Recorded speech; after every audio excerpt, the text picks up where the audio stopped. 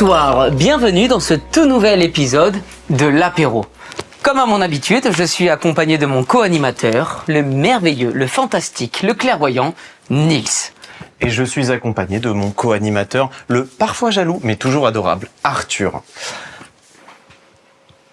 Mais dis donc, Nils, c'est quoi l'apéro ?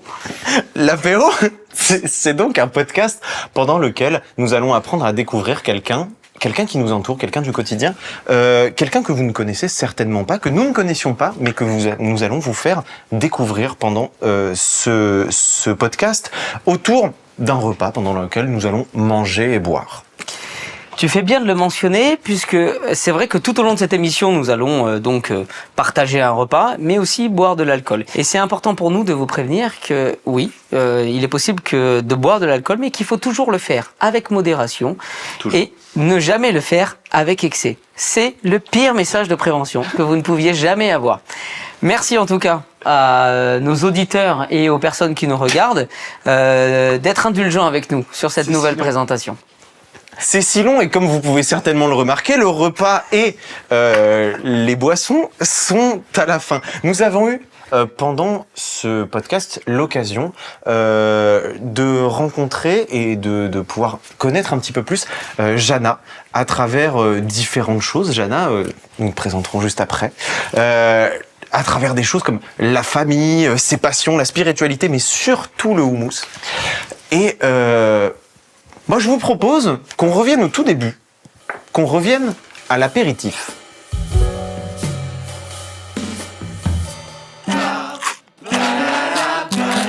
Nous voilà à l'apéritif qui vient d'être installé. Merci beaucoup, Sarah. Nous allons commencer du coup par trinquer. Toujours. Santé. Santé. Ah oui, important. Toujours. Sinon ça porte malheur. Et du coup, cet apéritif, c'est l'occasion pour nous et pour vous de pouvoir commencer à découvrir. Donc pour ça, on va te laisser la parole pendant un petit peu de temps, peut-être un petit peu trop long, peut-être un peu trop court, tu verras. Tu vas avoir 5 minutes. 5 minutes qui devront commencer à ta naissance et qui se termineront aujourd'hui. Tu vas pouvoir nous parler de toute ta vie. Tu peux t'attarder sur le moment que tu veux. L'important, c'est de commencer à ta naissance. Terminer maintenant. Tu peux parler de tes amis, de tes amours, de ton école, de ce que t'aimes manger. Tout ce que tu veux. Tout ce que tu veux, vraiment, vraiment, vraiment. Et déjà, avant de lancer, est-ce que ça va ? Tout va bien. Magnifique. J'ai l'impression qu'on lui a posé la question déjà au moins 5 fois, mais c'était important de la reposer. Mais c'est bien, c'est important, oui. C'est bon ? Et quand tu veux, tu peux lancer. Moi, je lance ou tu parlais à... Je vais le lancer. Ok. Je vais le lancer. C'est bon. T'es prête ? Allez, let's go. Et c'est parti. Alors, Jana, née le 21 juin 2002. Et je suis du coup Gémeaux. Je sais pas, pour ceux qui sont intéressés par les signes astro, je suis Gémeaux. Je suis née au Liban. Voilà, j'ai grandi au Liban, dans un pays étranger. Et j'étais dans une école française. C'est pour ça qu'on est en train de parler français maintenant. J'ai changé d'école quand j'avais 4 ans, donc j'ai dû changer d'amis, j'ai dû changer de vie. Et c'était parce que ma mère devait travailler en tant qu'instit dans la nouvelle école où j'étais. C'était une école privée catholique qui était gérée par des sœurs qui étaient super strictes d'ailleurs. Vraiment, on avait un costume, on devait tout le temps avoir les cheveux noués, tout propre, tout nickel. Les chaussures, on avait tous à peu près les mêmes chaussures. Voilà, c'était tout très exigeant, très carré, bref. J'avais des parents plutôt pas très stricts, mais des parents arabes, on va dire. Ok, je dis trop mais... T'inquiète. Prends ton Fais temps. ton feeling, tu racontes ce que tu as envie de raconter. Meilleur moment de toute mon éducation à l'école, c'était quand j'étais en CE2, parce que c'était ma mère qui était... du coup, mon instit. Et du coup, je voyais ma mère de 6h du matin jusqu'à, on va dire, jusqu'à la sortie de l'école. On sortait ensemble, on mangeait ensemble, on était tout le temps ensemble avec ma maman. Donc, je peux dire qu'on était assez proches. Et elle était toujours là pour me réconforter. Elle me proposait d'aller faire les boutiques pour me réconforter. Elle me proposait de la bonne bouffe, tout ça. J'ai pas trop envie forcément de parler de la phase de collège-lycée parce que c'était pas très agréable pour moi. On va dire que j'avais une adolescence plutôt dure comme tous les adolescents, mais subjectivement, je trouvais que mon adolescence était quand même hard. Les hormones m'ont affectée pas comme les autres. Et puis, à 18 ans, j'ai décidé de faire mes études ailleurs, à l'étranger. J'ai choisi Montpellier comme ville d'études parce que c'est une ville méditerranéenne, il fait chaud, il y a la mer. Les gens sont vraiment très chaleureux d'ailleurs, comme je m'attendais à ça. Et puis, là, ça fait 5 ans que je suis à Montpellier, j'adore. En études de psycho. J'ai pas commencé en études de psycho d'ailleurs. J'ai fait 2 ans d'études en chimie, j'étais chimiste. Je kiffais ça, mais je me voyais pas trop forcément dans cette ambiance de travail, d'être chimiste, de travailler derrière les bureaux, de faire des expériences tout le temps, je sais pas. Je me trouvais plutôt dans le truc plus humain, contact humain, humanitaire, aider les gens, voilà. Donc voilà, c'est pour ça que j'aimerais bien être psy, clinicienne. Il me reste... Juste psy, psychiatre, psychologue. Psy, c'est psychologue. Okay. Psychologue clinicienne. En fait, t'as ce titre après avoir fait une licence, évidemment, et 2 ans de master. Et après, tu peux pratiquer en institution, en cabinet. C'est ce que je compte faire. Institution, puis cabinet. Puis ma tante est psy, donc j'aimerais bien travailler en équipe avec elle. Peut-être en France, peut-être au Liban, je sais pas. Mais du coup, en tout cas, j'ai hâte de voir ce qui va se passer dans les années à suivre. Voilà. J'ai toujours été intéressée par la musique et j'ai continué à poursuivre ça avec mes études. J'ai enregistré un son d'ailleurs il n'y a pas longtemps avec un pote à moi qui fait de la guitare. Et on a mis ce son sur les plateformes. Et puis c'était un projet à lui parce que c'est un musicien et tout. Et voilà. Hey. 5 minutes. Il te reste 15 secondes, mais on peut s'arrêter là si tu veux. On peut s'arrêter là. On s'arrête là. C'est quoi la date d'aujourd'hui? Comme ça fait les 10 secondes. Le 16, on est le 16 16 octobre, ouais. Octobre, ouais. Le 16 octobre 2024. Et tu te retrouves pour le 2e épisode de la ça. du coup. Très bien. J'ai 8 trop mois après hâte. le premier.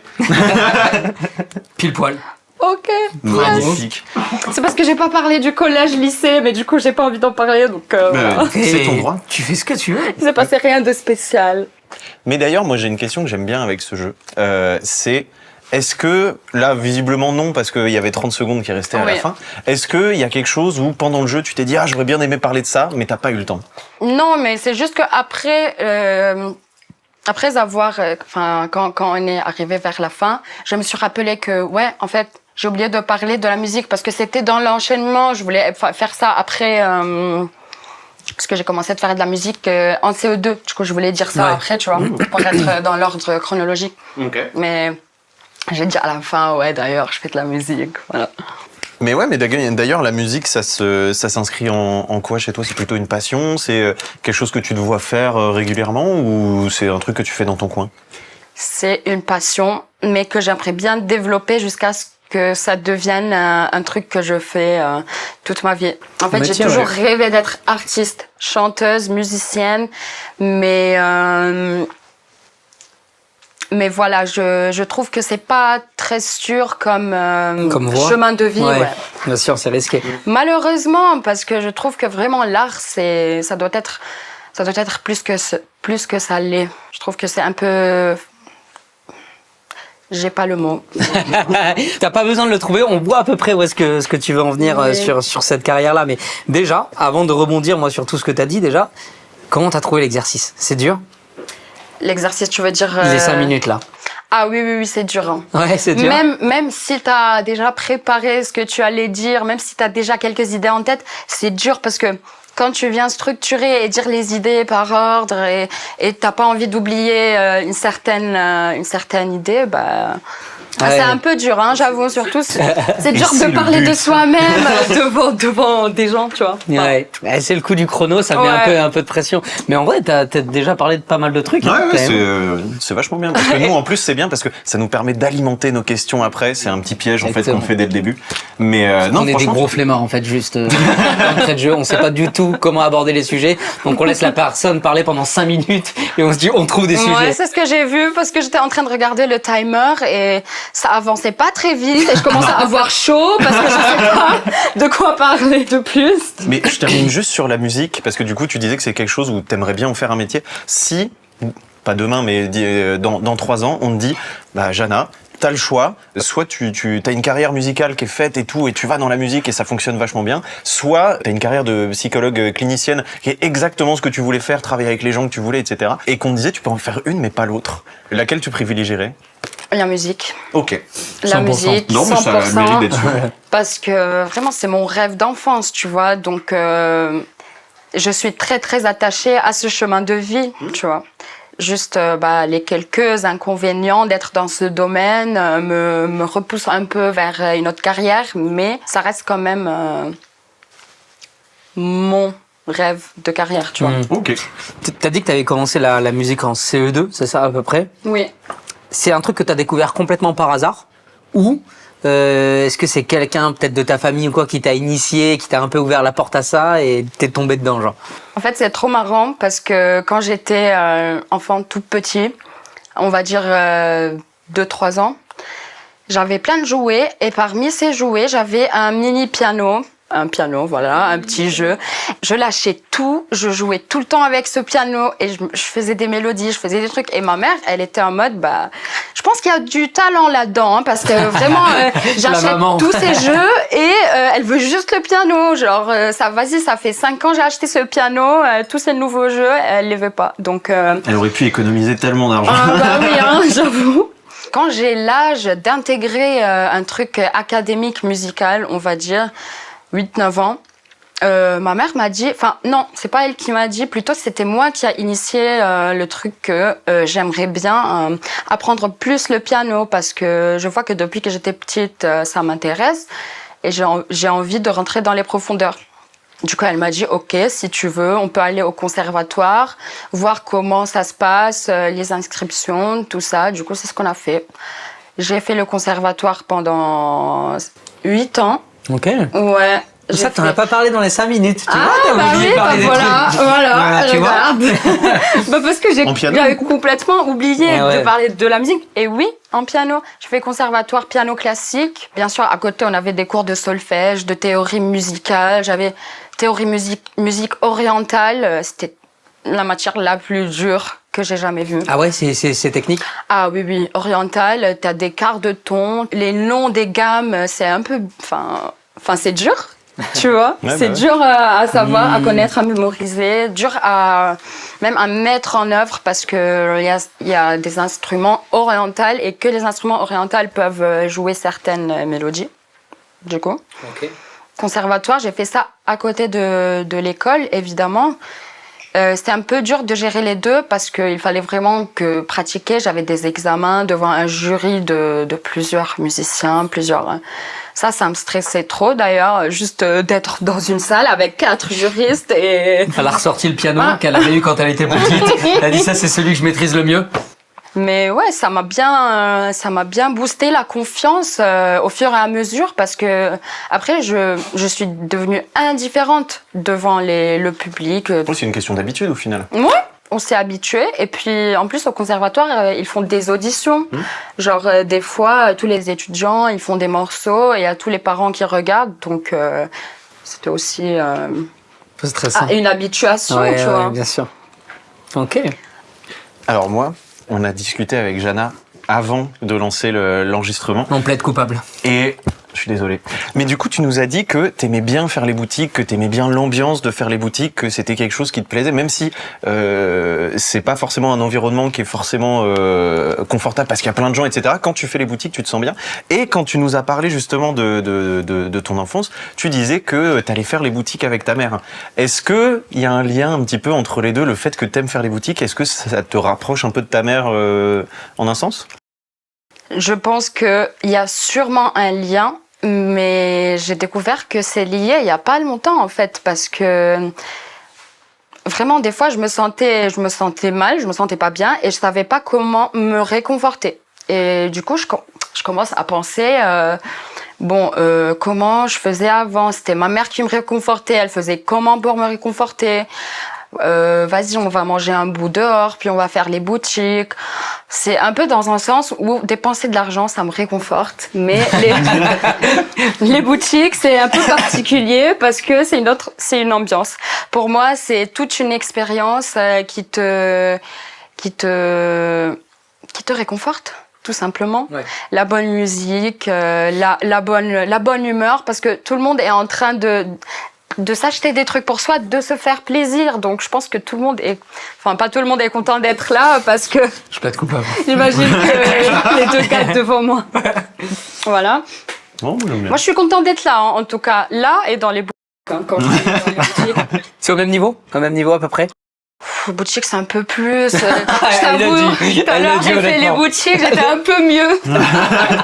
Elle le dit honnêtement. Ouais, peut-être que depuis l'enfance, elle fait pas des podcasts toutes les semaines non plus. Peut-être, oui, c'est vrai. Je vais te poser une question. Elle peut paraître un peu classique, mais ça peut être intéressant d'avoir ton avis là-dessus. Qu'est-ce que c'est de grandir au Liban? Tu nous as parlé un peu de cette église, l'école catholique, etc., etc. Donc, tu as passé du coup quasiment toute ton enfance, voire même l'intégralité de ton enfance au Liban. Qu'est-ce que c'est de grandir et puis d'un seul coup venir en France faire ses études? Parce que j'imagine que, attention, c'est une très longue question, mais j'imagine que derrière il y a aussi du coup beaucoup de familles que tu laisses au Liban. Comment ça se passe tout ça pour toi? C'est quoi toutes les étapes? Alors, parce que tu as parlé d'église, ouais. ça m'a illuminé l'idée de quand tu es au Liban. Alors, je parle du Liban, je parle pas des autres pays voisins parce que je suis pas sûre que ça se passe pareillement qu'au Liban. Mais j'ai l'impression qu'au Liban, on est vraiment très religieux. On est très religieux, très pratiquant. Chacun pratique sa religion avec sa liberté. Et donc, du coup, vu que j'étais dans une école catholique, j'avais pas mal cet entourage de religion. Déjà, j'avais 2 cours de catéchisme par semaine. Donc, il y avait 2 heures par semaine où j'étais là avec un prêtre qui m'expliquait la Bible, tu vois. C'était pas du tout sympa quand j'étais enfant. Je pense que à peu près le 3/4 des élèves détestaient les heures de catéchisme, mais il y a pas longtemps, en fait, il y a 1 an jusqu'à maintenant, je commence un peu plus à me rapprocher de ma foi, de ma religion et de ma façon de croire.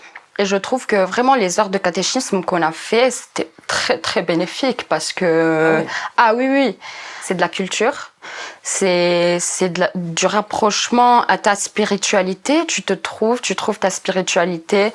Pas forcément si t'es chrétien, tu peux, parce que du coup catéchisme, c'est catéchisme chrétien. Même si t'es pas chrétien et tu fais du catéchisme, ça t'ouvre des portes sur des idées vraiment sur la spiritualité. C'est incroyable parce que j'ai passé par des phases où j'avais pas de croyance, voilà, j'avais pas de croyance forcément. Je me posais plein de questions sur ce que c'était, parce que voilà, quand tu grandis dans un univers très croyant, très pratiquant, j'allais avec mon grand-père tous les dimanches à la messe, tu vois. Je me pose des questions en mode, est-ce que c'est pas un conditionnement? Est-ce que je suis pas comme ça parce que on m'a habituée à être comme ça? Moi, je veux avoir ma propre foi, ma propre croyance. Je vais pas juste suivre parce que j'ai grandi comme ça, tu vois. Donc, j'ai creusé, j'ai fait mes recherches. En vrai, ça m'a beaucoup plus rapprochée de ma religion aussi. Et j'ai eu un signe. J'ai vécu un miracle. Et c'est ça qui m'a ouvert les yeux et qui m'a donné juste le signe d'avoir de la foi, d'être croyante.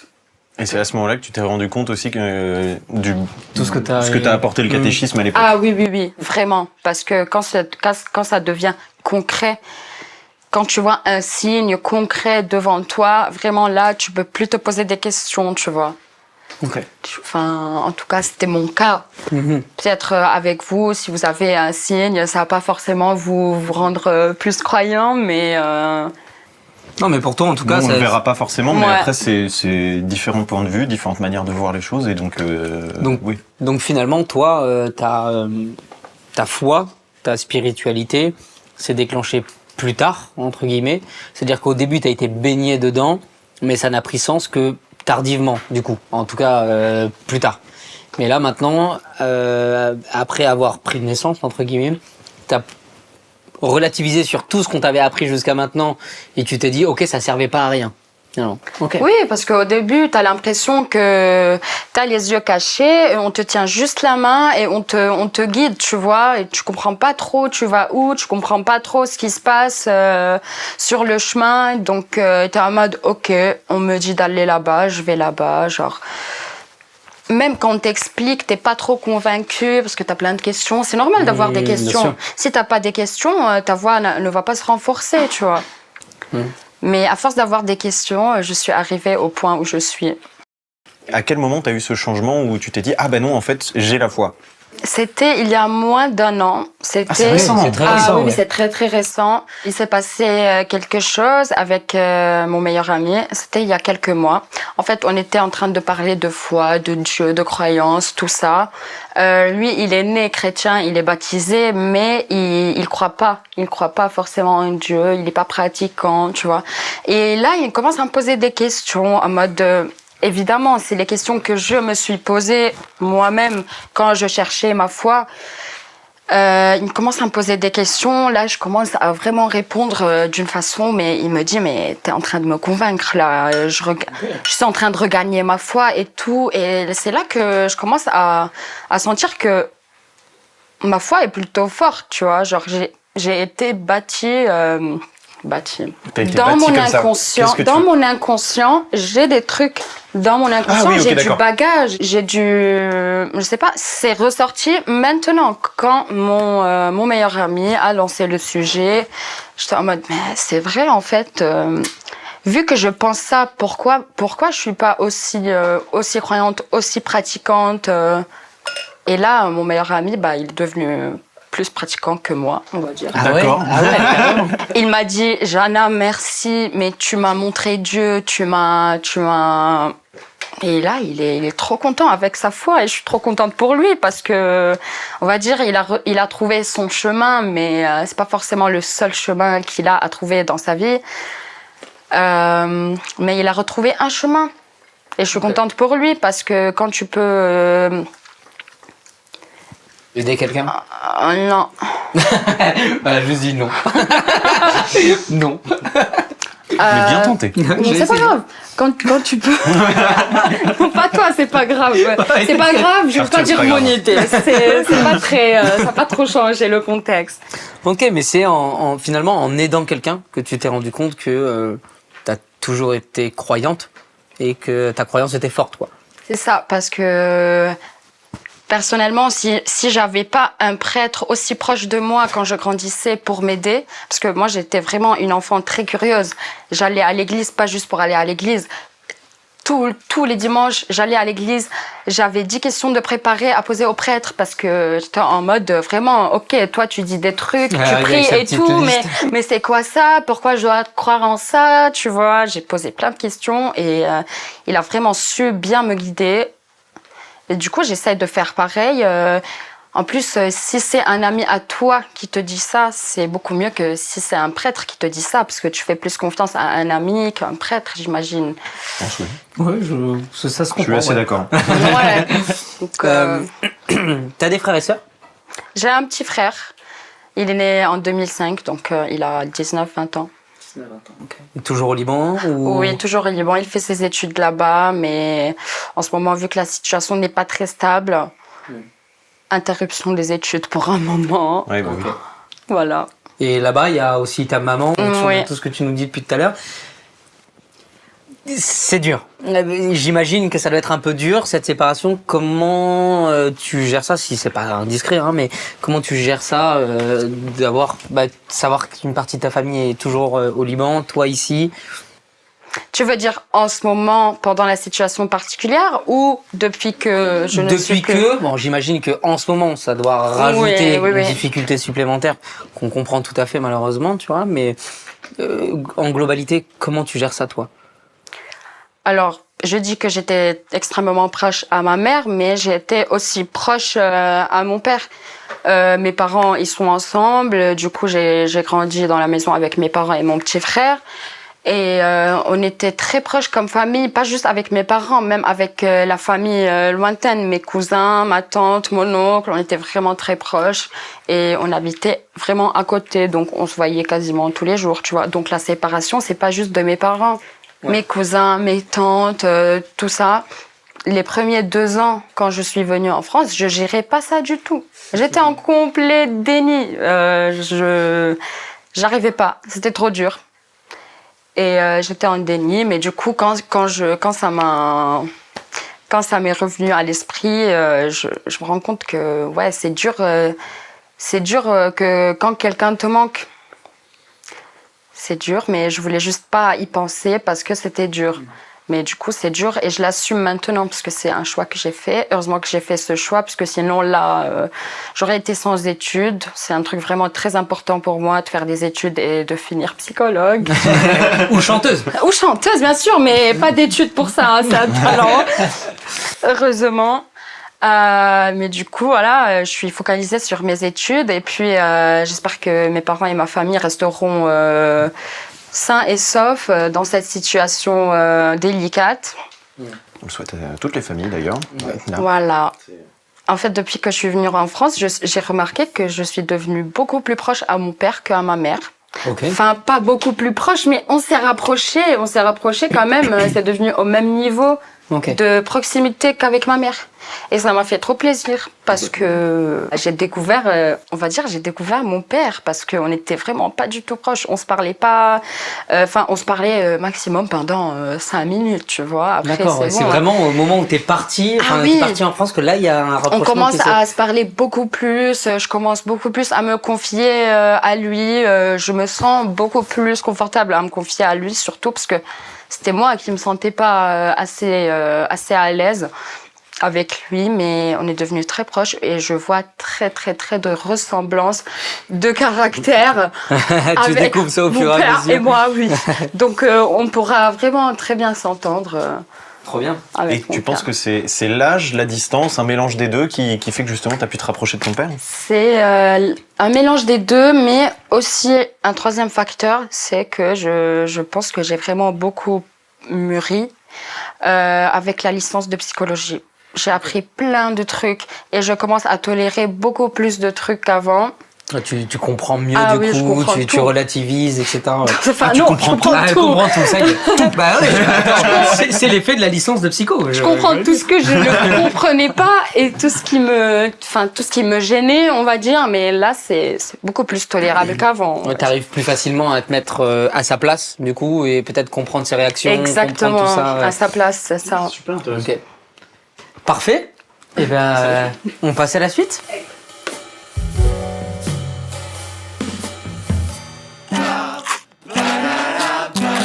Nous voici du coup dans cette deuxième partie du podcast. Est-ce que, Jana, tout va pour le mieux? Je vais lui demander ça à chacune des parties, pour être sûr. Ouais, je vais arrêter au bout d'un moment. Alors oui, parce que vous me faites goûter une nouvelle bière. J'ai jamais goûté la bière ambrée. Eh ben voilà, et j'aime santé. trop. Santé. Voilà, santé. Santé. On va trinquer à chacune des parties. Merci de me recevoir ce soir avec vous dans ce podcast. Alors, on va commencer avec... Tu veux pas prendre notre place? Donc nous voici dans cette deuxième partie. Dans cette première partie de l'apéritif, on a appris un petit peu à connaître du coup d'où tu venais, où tu as grandi, comment tu as grandi et jusqu'à aujourd'hui. Dans cette deuxième partie, on va apprendre un petit peu à connaître qui tu es maintenant, tes pensées, tes idées, tes idéaux, si je puis dire, et d'autres plein de mots qui veulent dire à peu près la même chose, mais dont je n'ai pas l'inspiration à l'heure actuelle. On a prévu un petit jeu. C'est le même jeu qu'au premier épisode, mais on a un petit peu quand même changé, on a un peu investi, on a fait des petites cartes. Avant c'était un peu plus système D, attention petit à petit, on va gagner un peu en prestige. Je vais mettre ces petites cartes devant toi. Ok, ça te fait rire déjà. Ah, mais les cartes elles sont incroyables. Hein. Ah, tu vois, je t'avais dit mec, ça je allait vous fonctionner. l'accorde. Bravo Nils pour ce travail merveilleux. Wow, je sais pas découper. Je vais mettre toutes ces petites cartes devant toi. Ok. Et tu vas en tirer 2. Chaque carte correspond à une thématique. Le terme est un peu large, mais tu vas voir quand tu vas les tirer. Et tu vas devoir, si tu le veux évidemment, relier ces 2 thématiques entre elles et nous dire un peu ce que ça t'inspire. Ok, trop cool. Je t'en prie. J'ai hâte. Alors, Oh, elle le fait au hasard, elle le fait complètement au hasard, elle ferme les yeux. Est-ce que tu peux lire les thématiques pour les personnes qui nous écoutent? incroyable. J'ai famille et j'ai bonheur. Ok. La famille, c'est du bonheur. Merci, au revoir. C'est tout, voilà, fin des 2 premières cartes.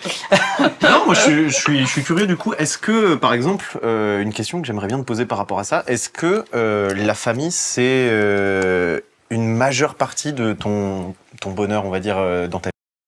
La famille, c'est tout. Ok. Pour moi, la famille, c'est la priorité dans la vie. Vraiment, je pense que la famille, t'as que ça au final. Parce que les amis, ils viennent, ils partent. Tu te fais d'autres amis, tu te fais des nouveaux amis, mais tu te fais jamais une nouvelle famille. Enfin, ta famille, c'est ta famille, c'est ton sang. Surtout si vous vous entendez bien avec la famille, c'est y a vraiment un lien inséparable. Par exemple, moi, je peux vous dire que ma cousine, qui a le même âge que moi, c'est ma meilleure amie. C'est ma meilleure amie d'enfance, c'est ma meilleure amie maintenant. On a toujours été meilleures amies, plus que toutes les autres meilleures amies que j'ai eues. Ma cousine, c'est ma cousine, quoi. C'est ma famille. La famille, c'est vraiment la priorité. Pour toi, priorité numéro 1. Et évidemment, toi, pour ton bonheur, tu cherches à te concentrer sur tes priorités, à mettre en valeur tes priorités. Donc, évidemment, si je mets ma famille en priorité et si je donne toute l'attention et tout, comment on dit, care, quand tu prends soin, l'attention, ouais, bah, voilà. Si tu leur donnes toute l'attention, t'es bien. Et il faut être là pour eux, et il faut qu'ils soient là pour toi, donc... Est-ce que c'est pas... Moi, j'aime beaucoup ce que tu dis, c'est beau, parce qu'en plus, tu le dis avec beaucoup de sincérité, ça se voit et ça se ressent. Est-ce que c'est pas un peu éprouvant, parfois, de mettre tout le temps sa famille comme ça au premier plan?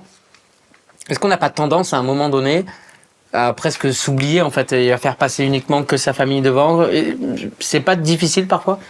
Par mettre sa famille en priorité, je veux pas du tout dire s'oublier ou se mettre en moins de priorité. Bien sûr, il y a toi en priorité, puis il y a ta famille et tout ce qui suit, tu vois. Parce que si tu donnes pas toute l'attention que tu mérites à toi, tu pourras pas donner l'attention que les autres méritent. Quand je suis bien et j'ai mon bonheur moi-même, je peux le transmettre à ma famille. Et c'est d'ici que y a ce lien avec la famille, parce que pourquoi je vais être contente toute seule, tu vois. Si je peux que ma famille soit aussi contente, c'est voilà, c'est le partage. C'est vachement intéressant ce que tu dis justement. C'est le fait de pouvoir du coup donner ce bonheur ou même partager un malheur si jamais ça arrive, mais le fait de pouvoir partager des choses, de pouvoir aimer les gens, de pouvoir créer des relations avec les gens, ça passe forcément par le fait d'aller bien soi-même et d'être heureux soi-même et de faire ce qu'on aime. C'est ça que justement t'essayes de dire? Je trouve que c'est essentiel, surtout en tant que futur thérapeute. Je vais pas aller... Elle fait sa pub avant même. Elle pose des pierres. Elle pose des pierres. Elle nous a laissé des cartes. Je l'ai vu. Ça commence, hein. En tant que futur thérapeute, je vais pas aller essayer d'analyser et d'aider les gens à être bien avec eux-mêmes si moi je suis pas bien avec moi-même. Parce que si moi je suis pas passée par là, comment je vais apprendre les gens à être là, tu vois?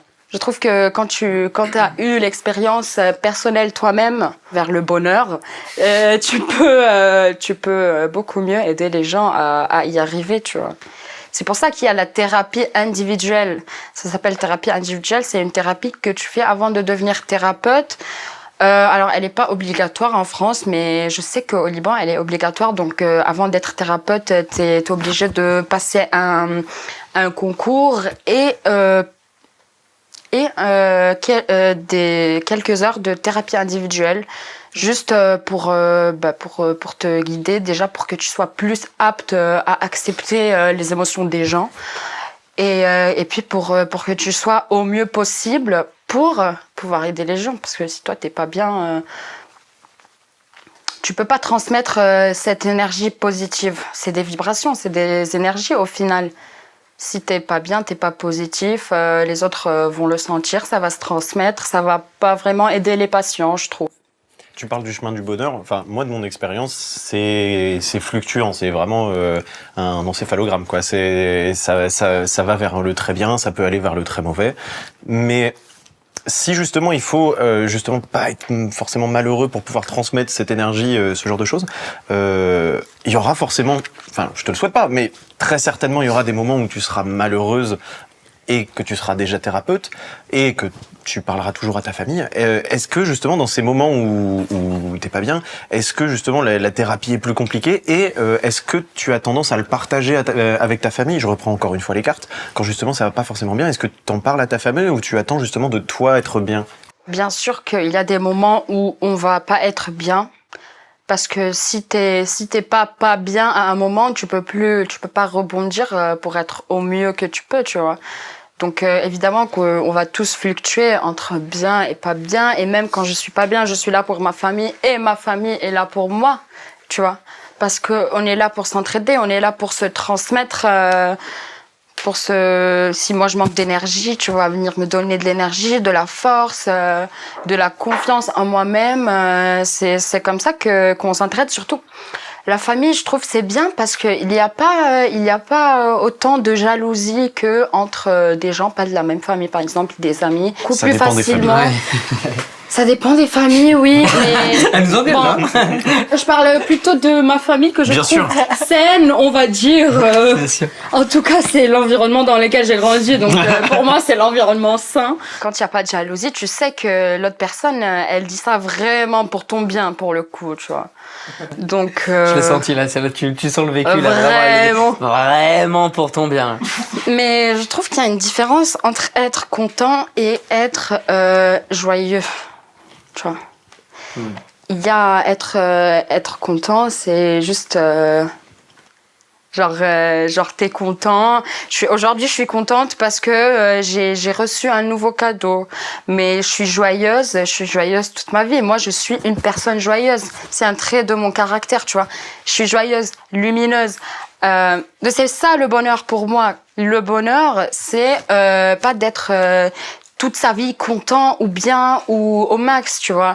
Le bonheur, c'est d'avoir de la gratitude, de te contenter de ce que t'as. Tu dis que ça fait partie de toi. Est-ce que tu penses que non seulement ça fait partie de toi, mais aussi j'imagine que ça vient aussi de l'éducation que tes parents t'ont donné. Est-ce que tes parents, du coup, et la famille dans laquelle tu as évolué, c'est quelque chose qu'ils ont vraiment mis en avant, justement, cette notion de gratitude? C'est pas forcément mes parents qui m'ont mis en avant ce terme de gratitude. C'est plutôt moi qui ai décidé de développer ça chez moi parce que ça te permet de te concentrer sur les bons trucs qui se passent autour de toi et donc de ne pas se sentir submergé par les mauvaises idées, les énergies négatives. Voilà, moi je fais pas mal de méditation et je suis trop dans cette spiritualité. Donc je fais de la méditation sur la gratitude. C'est quoi ta définition de la gratitude? Parce que c'est un terme que tu utilises beaucoup, mais j'ai du mal justement à cerner les frontières que ça a.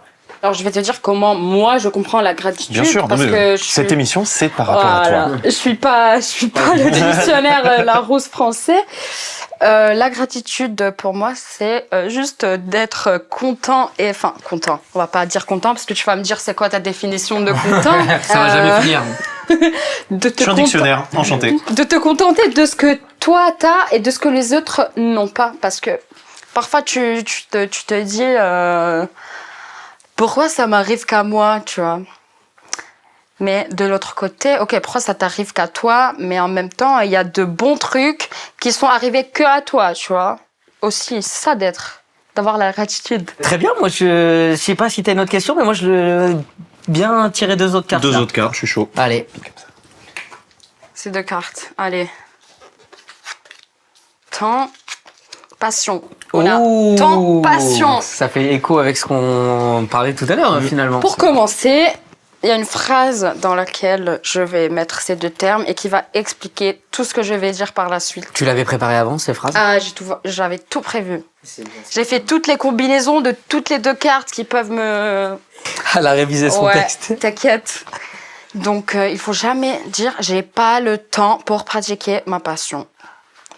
Comment ça, j'ai pas le temps? Par exemple, je suis pianiste, je vais jamais dire non, j'ai pas le temps de jouer du piano. Si c'est vraiment ma passion, j'ai tout le temps parce que mon temps, c'est fait pour ma passion. La passion, ça doit vraiment occuper une bonne partie de ton temps. Par exemple, je parle du piano parce que c'est une de mes passions. Je vais évoquer une autre passion aussi par la suite pour aussi illustrer un exemple. On adore les exemples. Voilà, par exemple, quand j'allais au conservatoire pour mes cours de piano, j'allais direct après mes cours. J'avais déjà enchaîné 7 heures de cours, puis j'enchaîne 3 heures de conservatoire, 1 heure de piano, 2 heures de solfège. C'est hard, quoi. Quand t'as 9 ans, t'enchaînes 10 heures de concentration complète. Donc parfois, ça me mettait vraiment dans un état où j'étais trop fatiguée et je me disais « Non, mais vas-y, ça prend trop de mon temps, mais j'adore ça, mais en même temps, ça m'épuise, je suis fatiguée. » Donc là, je commence un peu à pratiquer de moins en moins le piano et je vois que je deviens de plus en plus tendue, de plus en plus... je sais pas, vide. Je sentais qu'il y avait un truc qui manquait, tu vois. Mais ça m'a pris un bon moment pour découvrir que c'était parce que j'avais diminué juste mon temps de pratiquer de piano. Parce que, évidemment, quand tu as des examens à la fin de l'année, des examens de conservatoire, je veux dire, il faut que tu pratiques au moins 1 heure de piano par jour, tu vois. Parce que le piano, tu le lâches, il te lâche. Il faut que... Là, ça fait... 1 an, 2 ans que j'ai pas joué du piano. Si tu mets un piano devant moi, c'est comme si j'avais jamais joué du piano, tu vois. À ce point-là? Ouais. Même celui qu'on t'a offert quand t'étais petite et tout? Ouais. Même celui-là, c'est fou, putain. C'est le piano. Il faut vraiment... Il faut tout donner. Déjà, t'as tout ça, tu dois t'occuper de tout ça, tu vois. De tout ça, faut pas en montrant l'étendue des touches de piano. Voilà, c'est exactement cette taille. Après, ça dépend le modèle, évidemment. Il y en a des...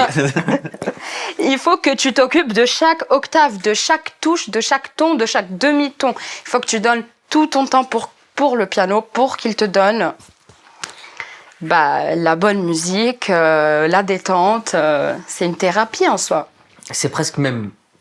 au-delà de la passion. Tu vois, là, j'avais déjà la question en tête, mais tu y as répondu quasiment. Parce que au moment où t'es tombé sur ces 2 cartes, t'avais préparé un truc, bam, t'es arrivé avec une réponse en mode « Ah, moi je sais ce que je vais dire sur le temps et la passion ». Et directement, t'es arrivé à dire, même quand je faisais des journées de 10 heures en étant gosse, quand j'ai arrêté, il me manquait quelque chose, etc. Pour moi, on est quasiment au-delà de la passion. C'est-à-dire qu'on est littéralement sur quelque chose qui te fait vibrer à un point où si tu ne le pratiques plus, t'es plus entière, entre guillemets. Ah oui, ça fait partie de moi. Et je pense que pour que ça soit une passion, ça doit faire partie de toi. Pour moi, c'est pas au-delà de la passion, non. Pour moi, la passion doit être vraiment dans cette intensité. Sinon, c'est pas une passion, c'est juste Un loisir. Un loisir, voilà. Le piano, ça aurait trop facilement pu être un loisir pour moi si c'était pas le conservatoire qui t'obligeait, par exemple, d'être là en cours, de participer aux examens.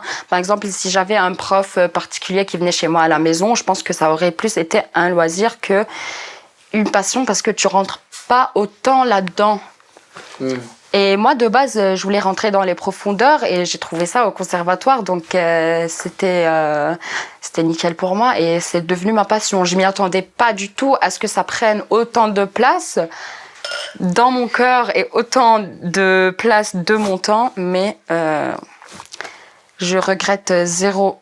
Et du coup, c'est pas frustrant aujourd'hui parce que t'as dit ça fait 1 ou 2 ans que je pratique pas et là t'en parles avec une telle passion Ah oui.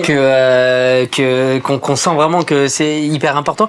Ça doit être horrible entre guillemets. Justement, là, c'est horrible, c'est frustrant. Et je vais dire que je trouve pas le temps, mais je trouve pas le temps pour cette passion en particulier, mais j'ai d'autres passions et je trouve le temps pour d'autres passions. Par exemple, j'allais parler de ma passion de faire du sport. Moi, je vais à la salle quasi tous les jours. Vous voyez, si j'y vais pas, il manque un truc dans ma journée, tu vois. Ok. Donc là, j'ai repris la salle il y a pas longtemps et j'ai rempli le vide du fait que j'ai arrêté de jouer du piano parce que j'ai pas un piano dans mon appart étudiant, malheureusement. Donc, je vais faire du sport et là, je suis vraiment dans ma bulle pour le coup. Ok. Ça me détend aussi que le piano, aussi que je suis chez moi en fait. Je me La sens, salle, c'est chez toi. Voilà, la salle, c'est chez moi. Et je me sens mieux à la salle que chez moi d'ailleurs. C'est vrai. Ah oui. C'est plus spacieux, peut-être déjà. C'est plus spacieux. T'as un sauna déjà, t'as des chaises Attends, de tu vas à quelle massage. salle Ah, je Tu vais vas à pas quelle faire salle du marketing pour la salle, mais S'il te plaît. mais je me sens trop bien. C'est Attends, une parce que moi salle. la salle où j'allais c'était pas du tout ça. Excuse-moi, mais ma passion pour la salle, ça vient du fait que la salle a un sauna, une chaise de Est-ce que massage. est-ce que Non. c'est le sauna ou la chaise de massage? Je pense que c'est la chaise de massage. Parce que des fois, je me sens stressée, tu vois, mais je me dis pas forcément, allez, je vais aller faire du sport pour décompresser. Non, je vais aller faire du sport et après le massage pour décompresser. Ah d'accord. Tu vois. Elle s'inflige la punition d'abord au sport pour la salle de massage derrière. Ouais, mais Du coup, c'est encore plus agréable, c'est vachement bien. beaucoup plus agréable. Hein. Allez, je me fais du mal au max, comme ça, après le massage, je vais me sentir au max, quoi. Le plus t'es fatigué, après tu fais un massage, le mieux t'es. Mais si je peux me permettre, juste pour faire une liaison entre temps et passion, justement, t'avais cette passion, enfin non, pardon, tu as cette passion pour le piano. Et là, du coup, t'as pas forcément le temps de la pratiquer. T'as réussi à trouver une autre passion au niveau du sport. Et j'ai une double question. Parce que Double question là. je suis insupportable comme ça. Est-ce que tu penses, quel temps tu penses, tu disais c'est un loisir qui devient une passion à cause du conservatoire, etc. Quel temps pour toi passe pour qu'un loisir devienne une passion? Et est-ce que tu penses qu'avec du temps, une passion peut disparaître au profit d'une autre? Comme là, je dis pas que c'est le cas pour toujours, mais Oui. pour l'instant c'est un petit peu le cas. Mais est-ce que tu penses qu'avec le temps, il y a des passions qui peuvent disparaître pour en laisser passer une autre? Pour toi, bien sûr. Le moment où le loisir se transforme en passion, c'est le moment où tu te sens vide sans avoir ce loisir / passion dans ta vie. C'est une sorte de drogue. C'est une sorte de drogue. Oui, je peux On dire que... n'encourage pas la drogue, hein. Attention. Non, pas de drogue, mais ça Au c'est une contraire. drogue naturelle, on va dire, parce que tu prends pas de la drogue, juste c'est ton corps, il a déjà de la drogue. Tu vois, du il coup- faut juste savoir la stimuler. Et t'as changé de drogue hormonale, t'es passé de la sérotonine à la dopamine. Ah non, l'inverse, de la c'est les dopamine à la deux, c'est les sérotonine. deux en même temps parce que du coup quand je fais du sport j'écoute de la musique, tu vois. Donc là j'ai dopamine, Ok, là sérotonine, tu je fais suis un au combo max. de fou. Ah oui. C'est-à-dire qu'arrivé à ton prime, tu fais du piano tout en faisant du sport. Ah voilà, exactement. Ok, j'ai hâte de Piano voir sur ça. tapis de course. J'ai hâte de voir ça, ça peut être fou. Et du coup, la deuxième partie de la question, parce qu'on n'a pas eu la deuxième. Ah ouais, je pense pas que la passion disparaît. Elle reste là, mais il y a une autre passion qui va peut-être occuper sa place dans le ranking parce que je pense que on a tous plusieurs passions, mais bon, parfois il y en a leur passion c'est de voyager, mais parfois ils se retrouvent chez eux, tu vois. Eh oui, finalement. Ah. Terrifiant Donc ça. là, tu remplaces ta passion par la passion de glander, juste de rester chez toi. je sais Ah pas. d'accord, donc on échange les passions comme ça. Ma passion de voyager, ma passion de glander, elles prennent les positions. Mais tous les événements de la vie, ça doit être une passion en fait. Parce Oh. que tu dois vraiment. Ça c'est dans le meilleur des mondes quand même. parce Pardon, que c'est de lui que je ris. c'est dans le meilleur des mondes ça quand même, parce que que tout soit une passion, c'est C'est un rêve. Oui, mais si t'aspires que ça soit comme ça, tu vas vraiment commencer à profiter beaucoup plus du moment présent qu'avant. Parce que quand tu profites du moment présent, t'as l'impression que tout ce que tu fais au moment présent, tu l'aimes, ça te procure du plaisir, c'est ta passion, tu vois. Ok, elle nous donne des leçons de vie de fou, là. Et on en est qu'au dîner, hein. Il manque encore le dessert. C'est mon point de vue, hein. Après, c'est pas forcément ce que tout le monde doit faire, mais c'est ce que je fais et ça a l'air de bien marcher. Comment tu vois l'idéal de tes passions dans le futur? Est-ce que tu arrives justement à réintégrer le piano tout en continuant le sport, tout en... Justement, j'imagine que la thérapie est une... Enfin, pas la thérapie, justement, d'être thérapeute est une forme de passion aussi. Est-ce que tu te vois justement réussir à agglomérer un petit peu toutes ces passions en une seule vie? Enfin, pas une seule vie, mais en un seul quotidien. C'est le but. C'est mon but. Parce que avec toutes les passions cumulées, je sens que je suis complète, tu vois, parce que Jana égale mes passions, tu vois. Par exemple, Arthur est intéressé par One Piece, Harry Potter. C'est peut-être ses passions et c'est ce que fait de lui, tu vois. Je me balade tout le temps dans la rue en courant comme Luffy et tout, c'est fou. Je transpire ça, genre. Si pendant les pauses, tu peux arrêter de demander à nos invités de parler One Piece chaque épisode. Je lui ai seulement émis l'idée, c'est tout. Merci Jana. Donc mes passions me constituent et faut bien que je les suive parce qu'elles vont pas me suivre. Hein. Comme j'ai dit, le piano, tu le lâches, il te lâche.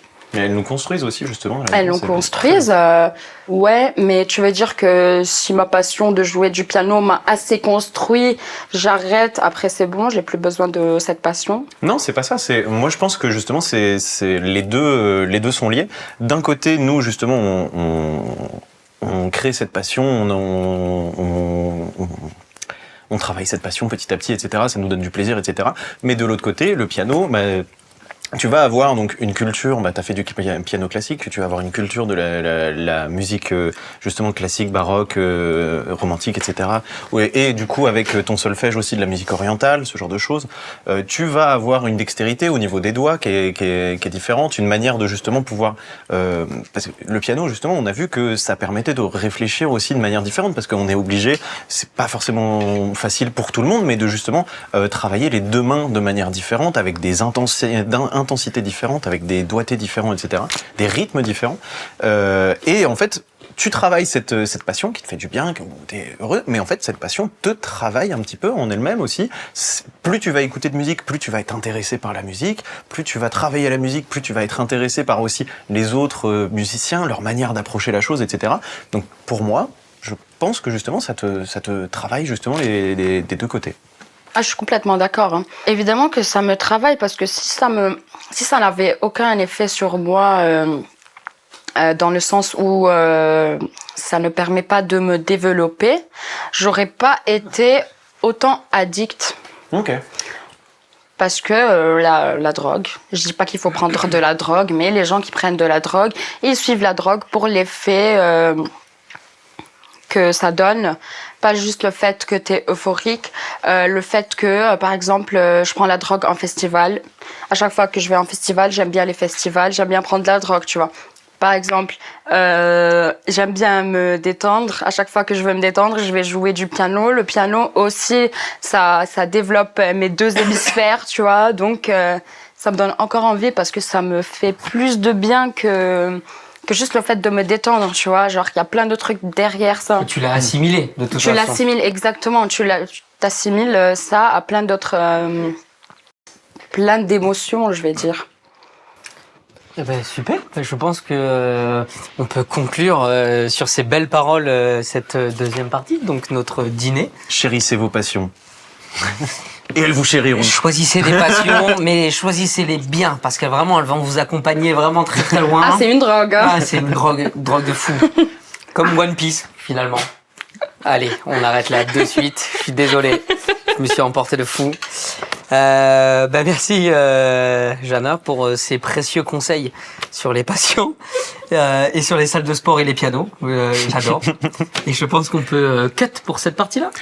C'était un très bon repas. Mais qu'est-ce qu'il y a-t-il après le repas? Et nous nous retrouvons instantanément pour le dessert.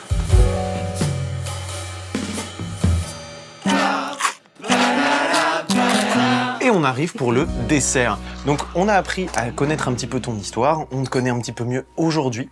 Là, c'est le moment où on va se détendre un petit peu. Ça a été peut-être un petit peu intense de parler de soi pendant 1 heure comme ça. On va aller sur quelque chose de plus doux, où on va parler un petit peu justement de tes recommandations, des choses un petit peu que t'aimes. Tu vas pouvoir vraiment nous faire les fameuses recos de l'invité, entre guillemets, où tu peux nous parler de tout ce que tu as envie de nous suggérer, que ça soit musique, film, cinéma, série, livre, curling, sport, je oui, sais c'est pas, ça. tout ce que tu veux. Tout ce qui te passionne au-delà, du coup, peut-être du piano ou de la musique. Mais voilà, tout ce que tu aimerais nous faire découvrir et nous sommes tout oui. Ça peut être des choses qui sont très récentes, que tu as vues récemment, mais ça peut aussi être des bangers que tu aimes depuis toujours et que tu as envie justement de faire partager aux gens. J'ai une passion. En plus que les passions dont on a parlé tout à l'heure, c'est la bouffe. Mangeons un peu. Alors, Glace à la macadamia. ça fonctionne aussi, hein. Du coup, ma passion, c'est... Enfin, une de mes passions, c'est la bouffe. Mais pas juste goûter la bouffe. Faire de la bouffe. Ok. Manger de la bouffe. Penser à la bouffe. D'accord. Jusque-là, on suit. Oui. Moi, je me réveille au milieu de la nuit. Pas pour faire pipi. Je me réveille parce que j'ai faim. Je me réveille, j'ai faim. J'ai vraiment besoin de manger pour pouvoir me rendormir. Dès que j'ouvre mes yeux le matin, mon ventre, il a faim. J'ai besoin de manger. Donc, c'est vraiment le truc auquel je pense dès que je me réveille, le truc auquel je pense juste avant de m'endormir et pendant que je dors. Parce que du coup, si je me réveille pendant la nuit pour manger, je pense que ça a vraiment un gros effet sur moi. J'aime vraiment goûter différents palais, différentes... on dit pas... Saveurs. Ouais, voilà, différentes saveurs. Différentes bouffes qui viennent de différentes cultures. J'adore essayer de nouveaux trucs, goûter de nouveaux trucs. Surtout, évidemment, quand je voyage ailleurs pour faire du tourisme, le premier truc que je fais, c'est goûter la bouffe spécialité du pays ou de la ville ou quoi que ce soit. Et du coup, récemment, t'as goûté quelque chose qui t'a vraiment marqué?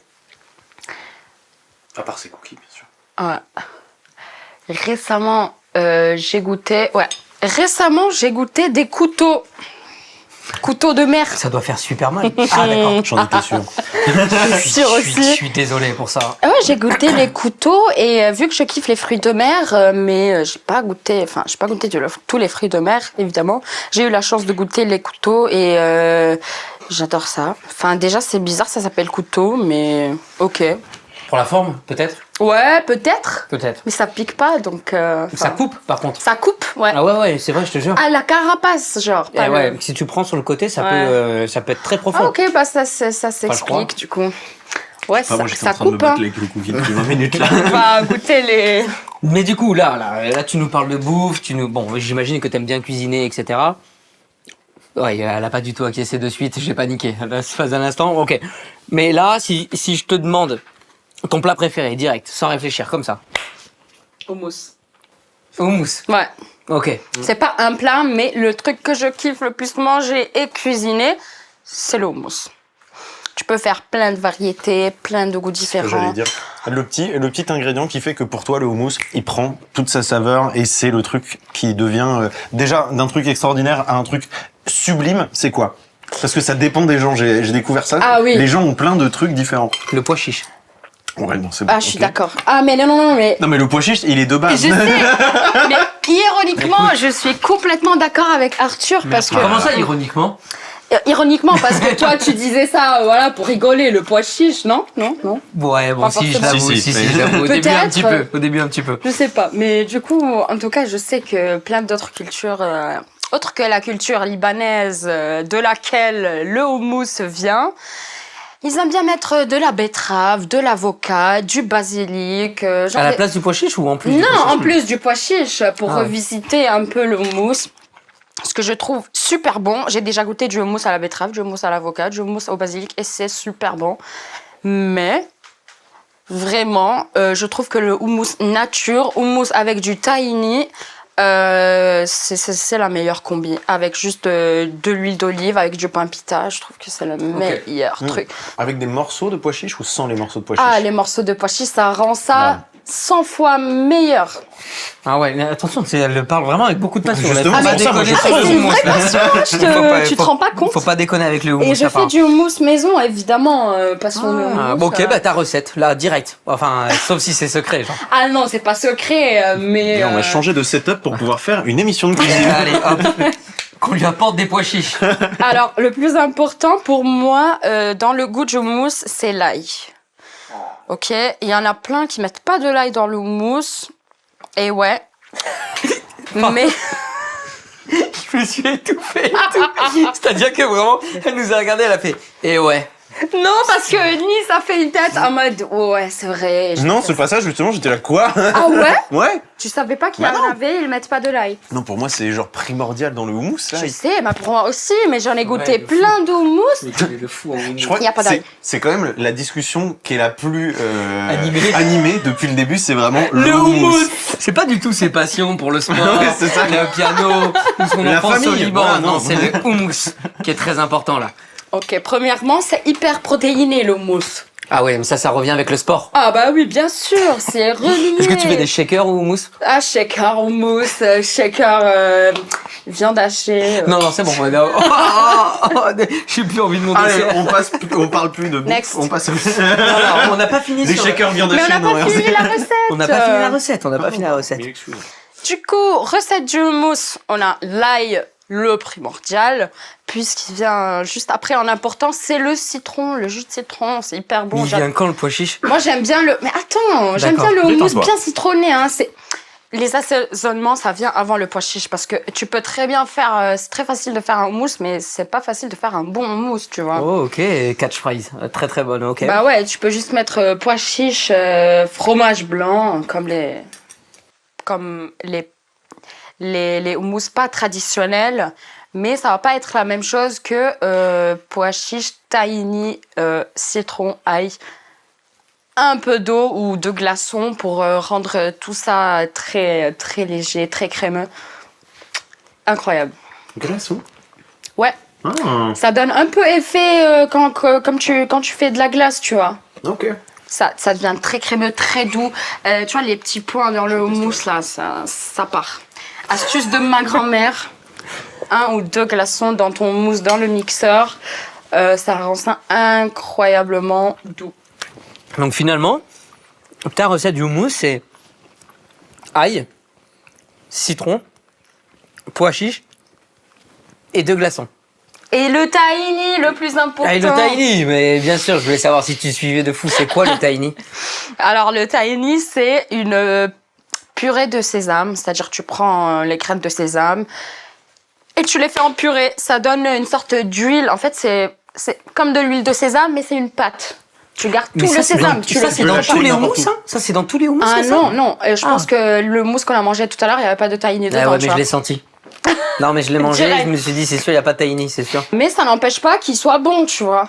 Eh oui. Mais pour moi, en tant que Libanaise, j'ai toujours mangé le houmous avec du tahini. Donc pour moi, le goût du houmous, ça vient avec le goût du tahini, en quelque sorte, Ok. tu vois. Et là, t'as une adresse à nous recommander là pour un vrai houmous là? Mis à part chez toi où tu vas nous préparer le vrai houmous ou quoi, tu vois, mais si tu dois nous donner un endroit là, à Montpellier. Almanara à Montpellier, il est pas mal du tout. Hein. C'est vraiment authentique, traditionnel et je trouve qu'ils font trop bien leur bouffe libanaise. Ok. Tout simplement. Mais ouais, le tahini, plus important, hein, ça donne de la douceur, ça donne le caractère du houmous. Ok, on voit là. Ça se voit dans son regard que c'est incroyable. Mais c'est trop bon, C'est super. Eh ouais. surtout la texture. C'est pas du tahini, mais c'est bon quand même. Ok. Tu nous as parlé du houmous. Mhm. Quelque chose d'autre à nous recommander, peut-être? À part la salle de sport et le houmous. Moi, je suis très mauvais en salle de sport. Mais par contre, je viens de découvrir du coup la vraie recette du houmous. Mais notre propal, quelque chose d'autre Oui, j'aimerais bien vous proposer vu que passion, bouffe, c'est une autre recette. De houmous? Non. J'allais dire, nous sort des variantes de houmous. Le taboulé libanais.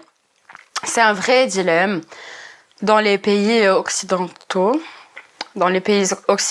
Parce que ils se concentrent plus sur la semoule que sur le persil, alors que le taboulé libanais, c'est que du persil. Persil, tomate, une pincée de semoule, tu vois, pour une petite texture différente. Et c'est tout. Mais c'est censé être vert. Voilà. Persil, citron, oignon et tomate. Ok, donc nous on met genre 1000 fois trop de semoule. Bah c'est pas un... C'est un taboulé. Enfin, Oui, c'est ça, c'est pas Ah, un la taboulé semoule. libanais. J'ai dit ça comme si c'était mon taboulé, je l'avais inventé. C'est devenu très personnel d'un seul coup. Ok, donc t'es en train de dire que mon taboulé, il y a trop de semoule. Il est pas bon, hein. Donc le taboulé, C'est bon, c'est le terminé. taboulé libanais, il y a beaucoup moins de semoule et du coup beaucoup plus de persil. Exactement. Donc taboulé libanais clairement au-dessus du taboulé. Donc il n'y a pas d'hésitation vraiment. C'est Non, mais il est très bon, hein. Moi, parfois, j'ai envie d'un taboulé, on va dire d'un taboulé français, tu vois.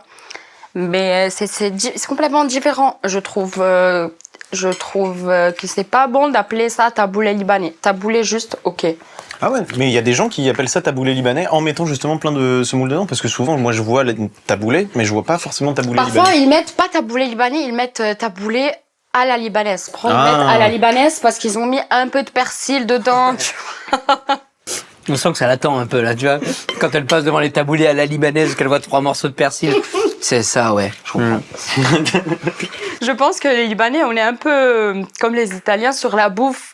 Parce que pour les Italiens, pour eux, leur bouffe, c'est la meilleure bouffe du monde. Tu vois. J'ai eu plein d'amis italiens, tu vois, et j'ai vraiment vu ce caractère spécial. C'est que notre bouffe, c'est nous qui faisons notre bouffe de la meilleure manière, de la meilleure façon. On a tout l'approbation du cadreur juste Et derrière, je suis qui depuis tout complètement à l'heure est d'accord. comme ça. Mais du coup, est-ce que la bouffe libanaise est la meilleure? Oh, c'est dur là. Non, l'italienne. Oh oui. Ouais. On va couper ça au montage pour la famille de Jeanne. On va couper ça. Je peux pas avouer ça devant les Non, caméras. là, c'est pas possible. Ça va être coupé direct. La bouffe italienne au-dessus de la bouffe libanaise. Ah ouais, c'est... Donc ton plat C'est next préféré? level. Mon plat préféré italien. Tout court. Bah non, c'est le on l'a dit, houmous. c'est le houmous. Mais si on enlève le houmous, Le houmous italien. Le mousse, ouais. c'est quoi le houmous italien? C'est des lasagnes Ah, c'est dur, hein.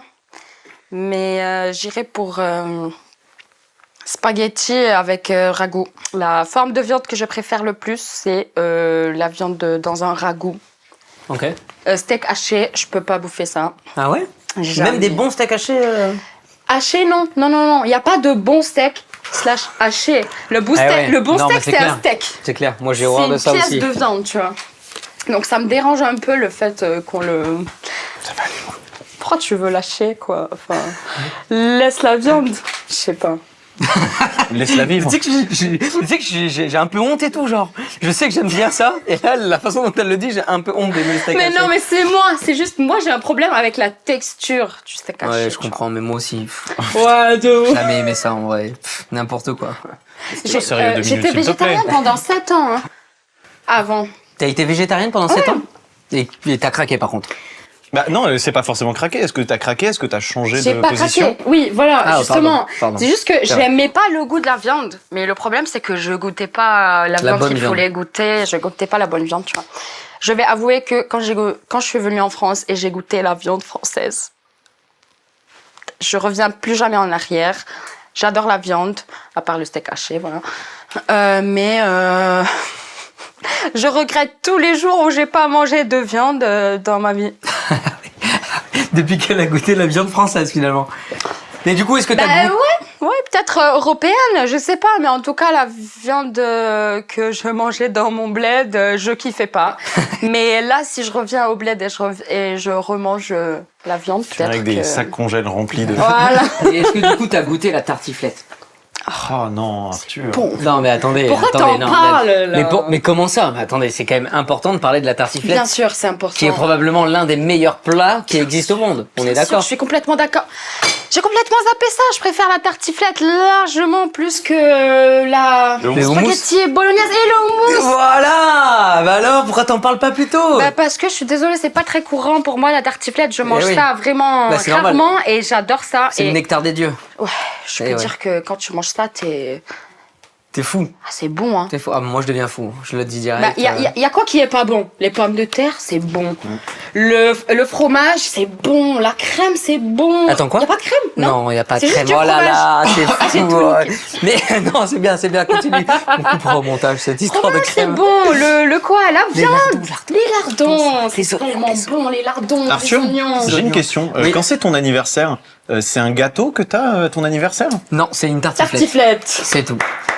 Ça fait littéralement 15 ans que je mange des tartiflettes à chacun de mes anniversaires. C'est hyper important de perpétuer une tradition. Voilà, c'est tout ce que j'avais à dire. Mais le mec a lâché ça.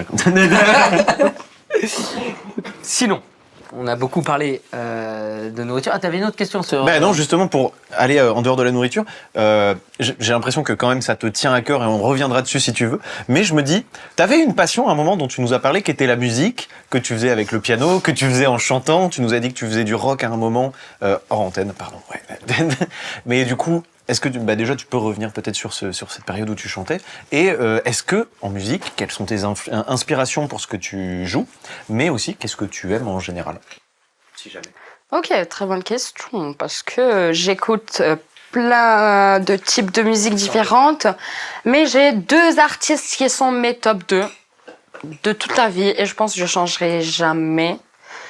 Et mes top 2 artistes, c'est Lana Del Rey et puis Fayrouz, c'est une artiste libanaise très très très connue dans le monde arabe, et elle a une voix mais angélique, incroyable. Comment t'écris ça, Fayrouz? Si jamais des gens... Fayrouz, F-A-Y ou F-A-I-R-O-U-Z. Ok. Fayrouz. Voilà. C'est une légende. Fayrouz, c'est une légende. Si vous allez faire quelques recherches sur Fayrouz, elle a une discographie de fou malade. Elle a une voix de fou malade, elle a une voix d'or.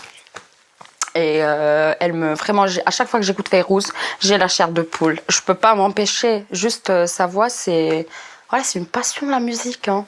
Ah, tu donnes envie de l'écouter en tout cas, parce que moi je connaissais pas du tout, mais là... Est-ce que c'est un peu dans le même style que Lana Del Rey ou...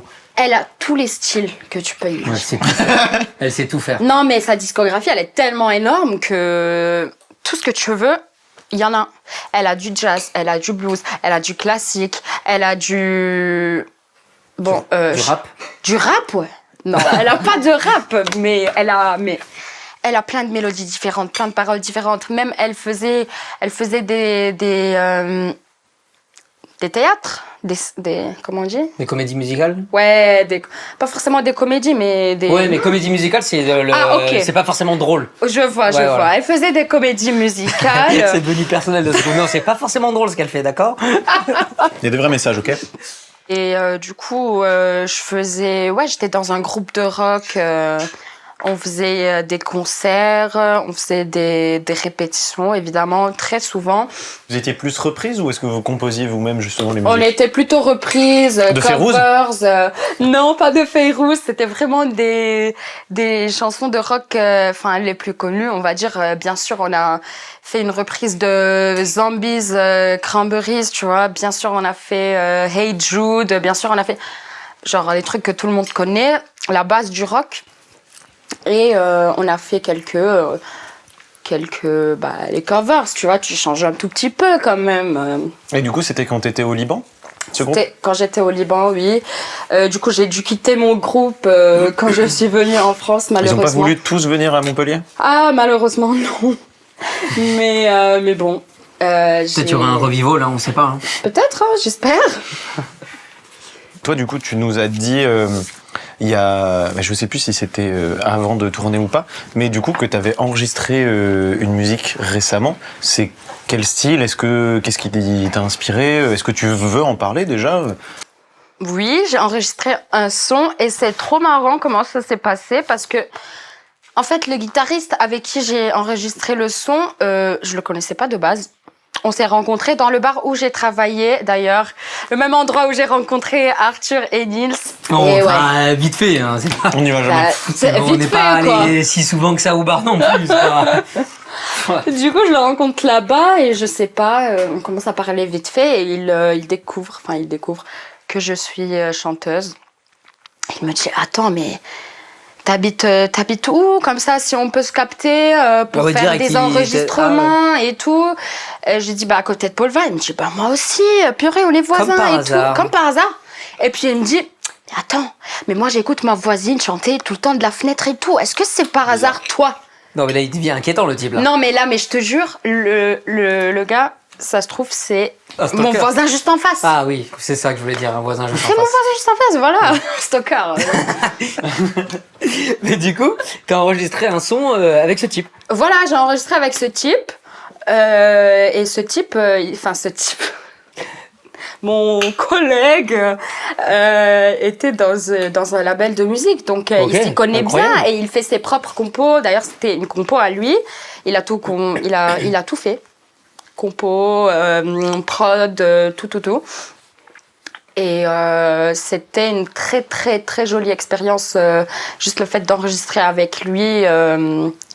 Déjà une musique qui lui tient à cœur, on peut dire. Ouais, c'est-à-dire ça l'importe beaucoup. Ouais. Une musique qui lui tient à cœur, puis il m'a choisi à moi pour son projet, tu vois. Ouais, genre, une reconnaissance un peu. Oui, il y a une vraie reconnaissance parce qu'il s'est dit ah oui, c'est cette voix que je veux bien. En plus, on a fait tout ça sans autotune. Il m'a dit mais c'est incroyable, je suis trop contente du résultat. Et du coup, on a streamé cette musique sur différentes plateformes. Et elle s'appelle La musique s'appelle Still Alone. Et il y a un solo de guitare incroyable que du coup le type a composé. Et Still Alone le nom d'artiste du coup c'est? Le nom d'artiste c'est Noska, Noska. Voilà. Ok. Donc le type. Voilà. Le type, un nom maintenant. Pas mon nom d'artiste. On mettra le type, Noska. Le type que t'as appelé un stalker il y a 15-20 minutes. Oui. Voilà. Toutes mes excuses. Après, la vanne était quand même possible, hein, je veux dire. Oui, bien sûr. Ok. T'as un avocat, toi, c'est ça? J'ai un avocat, ouais. Au cas où. Moi maintenant, on a parlé un petit peu de musique, on a parlé de bouffe, on a parlé de houmous. On t'a demandé, avant que tu viennes, si tu pouvais ramener un objet que tu pouvais laisser dans le décor. Alors bien sûr, cet objet, ça peut être n'importe quoi. Ça peut être une mallette avec 1 million d'euros, mais ça peut aussi tout aussi bien être un stylo. Une capsule, un stylo, quoi que ce soit. C'est juste. Mais nous avons juste là l'objet de Clément qui est sur l'étagère juste là-bas. Et ton objet va du coup aller rejoindre à la fin de l'épisode. Alors c'est à Arthur. C'est ma cuillère ça. Et du coup l'objet va aller rejoindre celui de Clément et petit à petit tous les objets, quelle que soit leur origine. Je dévoile mon objet direct. Bah oui, l'objet que t'as ramené exprès, qu'on a hâte de voir. Du coup, tu fouilles là dans ton sac là. Non, même pas. Je sais c'est quoi l'objet. Je l'ai pris, j'ai tout prévu. Alors. Je vais pas mentir, mais cet objet, vraiment, j'y tiens. Ok. Parce que, premièrement, c'est un gloss, il est incroyable. Il y a écrit Monica. Je sais pas si vous avez la ref, mais Monica, avec les petits cadres là, c'est Friends. C'est la série Friends. Ah, bah oui, bien sûr. Donc, c'est la série moins bien qu'à How I Met Your Mother. Ah, bien sûr. Je suis d'accord, mais quand même, respecte. Je te permets pas d'en parler comme ça. C'est ma série préférée. Je l'ai regardée plus que 350 fois. 353 fois peut-être. Et mon gloss préféré mon personnage préféré de la série, c'est Monica. Et du coup, il est super brillant, super scintillant. Et voilà, je vous le conseille. Pour les gens qui sont juste à l'audio, est-ce que tu peux nous décrire avec tes mots, justement, le gloss que tu as entre les mains, pour les gens qui écoutent. Alors, le gloss que j'ai entre les mains, c'est une sorte de forme cylindrique C'est très bien décrit pour l'instant. C'est vrai. avec un bouchon violet sur lequel il y a des cadres, des petits cadres. Vous voyez le cadre qui est sur la porte de l'appart de Monica dans Friends? Mais je le vois très bien. C'est ce cadre qu'il y a sur le bouchon violet. Le cadre, il est bleu et jaune. Et puis le gloss, c'est un gloss rose super scintillant, vraiment. C'est plusieurs fois que tu parles de scintillant. Ah mais oui, mais parce que c'est abusé, parce que si tu le mets, on dirait que t'as bouffé une licorne, je sais pas. Ok, donc ça c'est l'objet que tu nous as ramené. Ah mais c'est super, hein. Ah non, mais super on n'a objet. pas dit le Mais contraire. tu sais qu'il faut nous le laisser, du coup.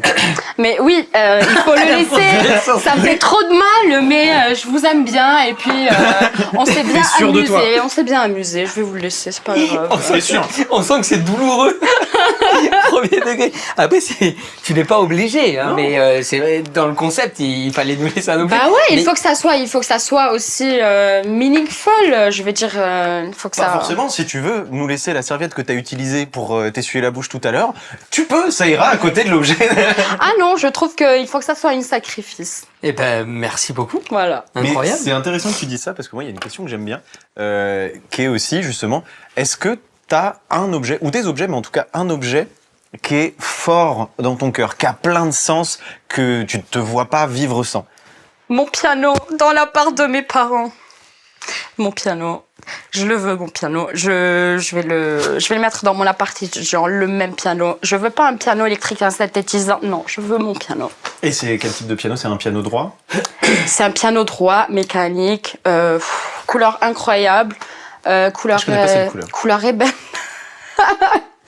C'est un marron super foncé, brûlé, et il est tout doux. Bah, je sais pas, vous allez un peu penser que j'abuse, mais on a parlé de passion tout à l'heure et vous voyez combien ça me tient à cœur. C'est vraiment l'odeur du bois du piano, le toucher, comment c'est doux. Les touches de mon piano, c'est pas comme les touches d'autres pianos, tu vois. Je sens vraiment que là, c'est les touches de mon piano. Que tu connais, quoi. Si tu me mets 4 pianos devant moi et tu me fermes les yeux et tu me dis de jouer sur chaque piano, lequel c'est le mien, direct. Oui, parce que non seulement il y a la pression que tu arrives Il y a à la mettre dessus, ce qui redonne en dessous, et en plus, tu as le matériau, tu as tout un tas Le de choses, matériau, ouais. l'odeur du bois, ça fait tout, tu vois. Non, mais c'est super intéressant en plus ce que tu dis sur l'objet, sur la passion, ce genre de choses. Le fait que quand on est vraiment passionné par quelque chose et qu'on a un objet qui représente cette passion, l'intégralité de nos sens sont utilisés.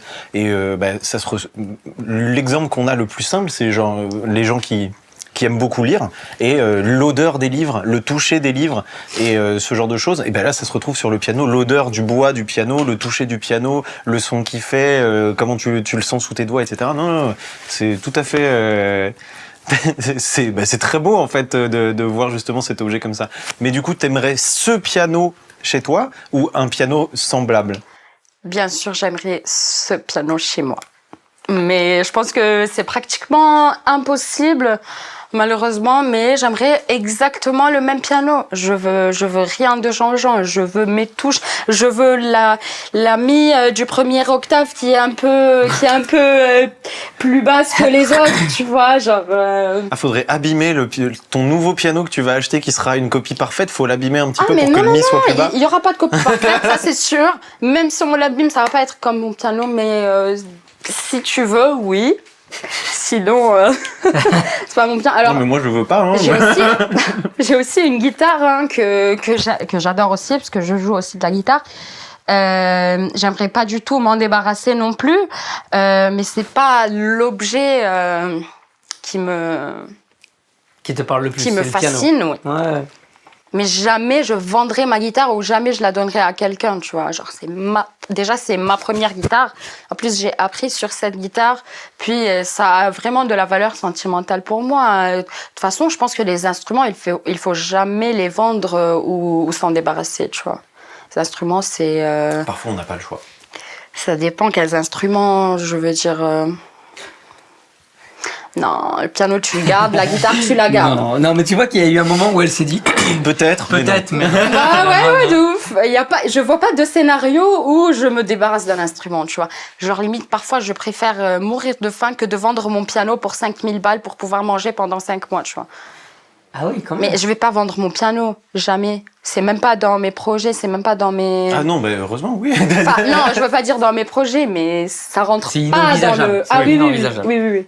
Là, on s'est un petit peu reposé, on est parti sur des choses un petit peu plus tranquilles sur les passions. Et maintenant, arrive l'heure du digestif où les langues se délient. On va parler de choses un petit peu, peut-être un petit peu plus compliquées. On Comme va tu voir. le dis si Tout bien, dépend. mon cher Nils, la prochaine et dernière partie du coup de cette émission est le digestif, que je vais vous expliquer juste après.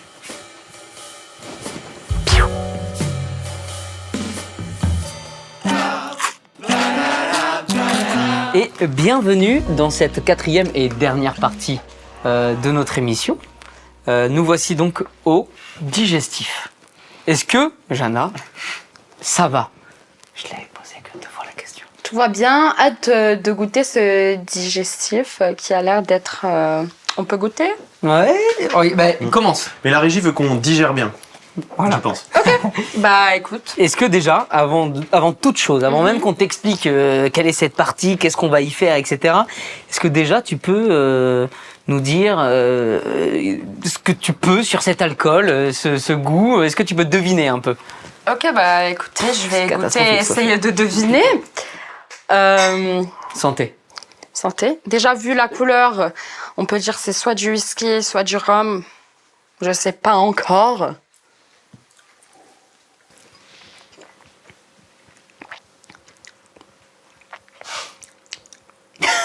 C'est très intense. Comme, Alors, c'est du rhum, ça on le sait. Arrangé. Il y a de la banane dedans. Rhum arrangé, banane. tout simplement, Voilà, bravo. c'est ça. Bravo, voilà, tout simplement, bien joué. Et face à toi, il y a aussi des petits morceaux de chocolat, chocolat à la noisette, si je ne me trompe pas, ou alors je me trompe, mais de toute façon personne ne sera là pour le vérifier. Non, c'est ça. Voilà, on entame la dernière partie du coup de ce podcast. Faites des bruits un peu, genre en mode soyez déçus. Peut-être tout le monde peut le faire un peu. Eh oui, nous sommes tous abattus. Toi, tu l'as pas fait. Ça fait un petit moment déjà qu'on échange, qu'on partage et qu'on discute. On a discuté de plein de sujets, plein de thématiques différentes. Et dans cette dernière partie, qui dit digestif dit forcément conversation peut-être un petit peu plus philosophique, un peu plus profonde, sachant que déjà toutes les discussions qu'on a eues jusqu'à maintenant étaient un peu déjà dans ce mood-là, mais on va venir ajouter une petite couche. Et pour perpétuer la tradition de cette émission, on a un autre jeu à te proposer. Tu as face à toi un dé 20, ok? Un dé à 20 faces. Un dé à 20 faces, oui. Tu vas lancer ce dé. Et en fonction du résultat, on va te poser une question. Et de cette question, tu vas y répondre de la manière que tu veux, finalement. Et on va débattre un petit peu autour de cette question. Et puis voilà, quoi, comme autour d'un bon digestif, voilà, une discussion un peu philosophique. Je t'en prie. Ne fais juste pas 20 parce que je suis en train de voir qu'on a déjà répondu à cette question. Allez. Ah, on prie sincèrement pour pas que tu ne fasses 20, sinon on relancera le dé, tout simplement. Voilà. Après, il y a une chance sur 20 finalement. Donc, Allez, let's go. santé. Santé. Santé. J'ai l'impression qu'on a dit ça 20 fois. Et on n'est pas obligé de finir le verre. C'est quasiment impossible. 4. Ok. Bah, finalement, on a déjà un peu répondu tout au long de cette émission, mais on va la poser. Est-ce que tu penses qu'il existe une ou des forces supérieures? Eh oui, du coup. Nous sommes bluffés. Je pense que il en existe, sûrement, des forces supérieures. Ah, ça c'est intéressant. Oui. Je suis sûre qu'il existe plusieurs forces supérieures. Malgré le fait que je suis croyante en Dieu, je sais que... Enfin, je sais pas, mais je pense que il y a d'autres forces supérieures. Je vais pas dire d'autres dieux parce que je suis pas polythéiste, mais il y a des forces. J'ai fait des études scientifiques pendant un moment, comme j'avais évoqué avant, en chimie, et on est bien rentré dans les études sur l'univers, des trucs comme ça. Donc ça m'a fait cogiter, vous voyez, il y a des forces supérieures. Je sais pas c'est quoi, je saurais pas dire c'est quoi, mais il y a pas que Dieu. Mais si on peut rentrer dedans ces forces supérieures, justement, tu parles un petit peu de la science. Est-ce que c'est des forces comme les lois de la physique? Est-ce que c'est des forces comme le hasard? Est-ce que c'est... Comment pas définir vraiment, mais est-ce que tu saurais mettre des barrières, justement, sur la définition de ces formes? Alors, le hasard, c'est une forme physique, c'est une force physique. Le hasard, c'est des probabilités, c'est de la science. C'est pas juste du hasard. Enfin, ok, c'est du hasard, comme on le dit, mais en même temps... il y a une certaine probabilité que ce hasard en particulier se produise. Donc, ouais, c'est des forces physiques, les forces supérieures. Est-ce que, toi, du coup, qui crois en Dieu, qui est de croyance catholique, du coup, est-ce que c'est pas un peu contradictoire de croire en un Dieu unique, mais d'admettre qu'il est possible qu'il existe d'autres forces supérieures? Il y en a qui trouvent que c'est contradictoire, mais personnellement, je trouve pas que c'est contradictoire. Je trouve que c'est ma manière à moi de croire. Et je suis sûre que mon Dieu à moi, il m'accepterait dans la manière où je crois, dans ma manière, parce que au final, c'est ma foi à moi, tu vois. Tant que je suis sur la bonne voie, même si j'ai des questionnements, même si je pense qu'il pourra y avoir d'autres forces supérieures, vu que je suis pas sûre, j'en sais pas trop sur ce fait, je peux pas être jugée, on va dire, tu vois, parce que c'est juste une pensée comme ça, mais je suis pas en train de développer ma croyance autour de ces autres forces supérieures, tu vois. C'est-à-dire que pour toi, à l'heure actuelle, ta croyance en ton Dieu unique ne rentre absolument pas en contradiction avec la croyance que d'autres personnes peuvent avoir en un autre Dieu ou en une autre force. Est-ce que finalement, c'est une manière pour toi de dire que toutes ces croyances se rejoignent à un point, ou est-ce que ça regarde tout et chacun? Je suis sûre que toutes ces croyances se rejoignent en un point. Et justement, comme tu as dit, c'est pas une... Je vais pas venir contredire les autres croyances, les différentes formes de croyances autres que la mienne, tu vois. Chacun croit à sa façon, chacun a sa manière de faire, et tout simplement...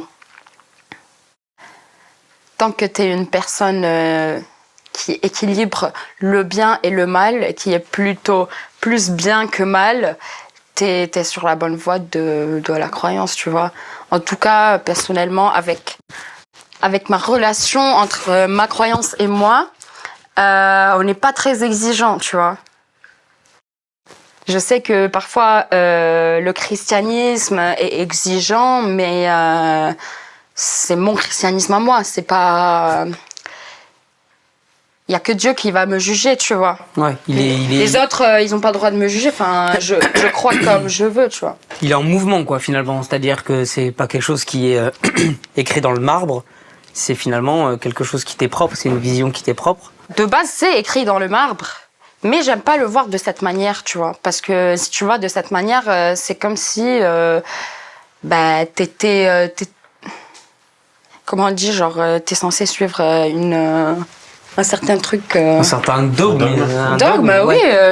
Pour moi, tu dois pas forcément être dogmatique. Ok, pas mal, bien rebondi et tout, pas mal. Pris dogmatique et tout. Je m'incline. Non, mais de base, je les ai. Hein. C'est juste que quand t'es polyglotte, tu perds parfois les mots dans plusieurs langues, tu vois. Bah, tu t'en sors extrêmement bien. Là, Ça veut je dire peux qu'elle dire. parle plusieurs langues.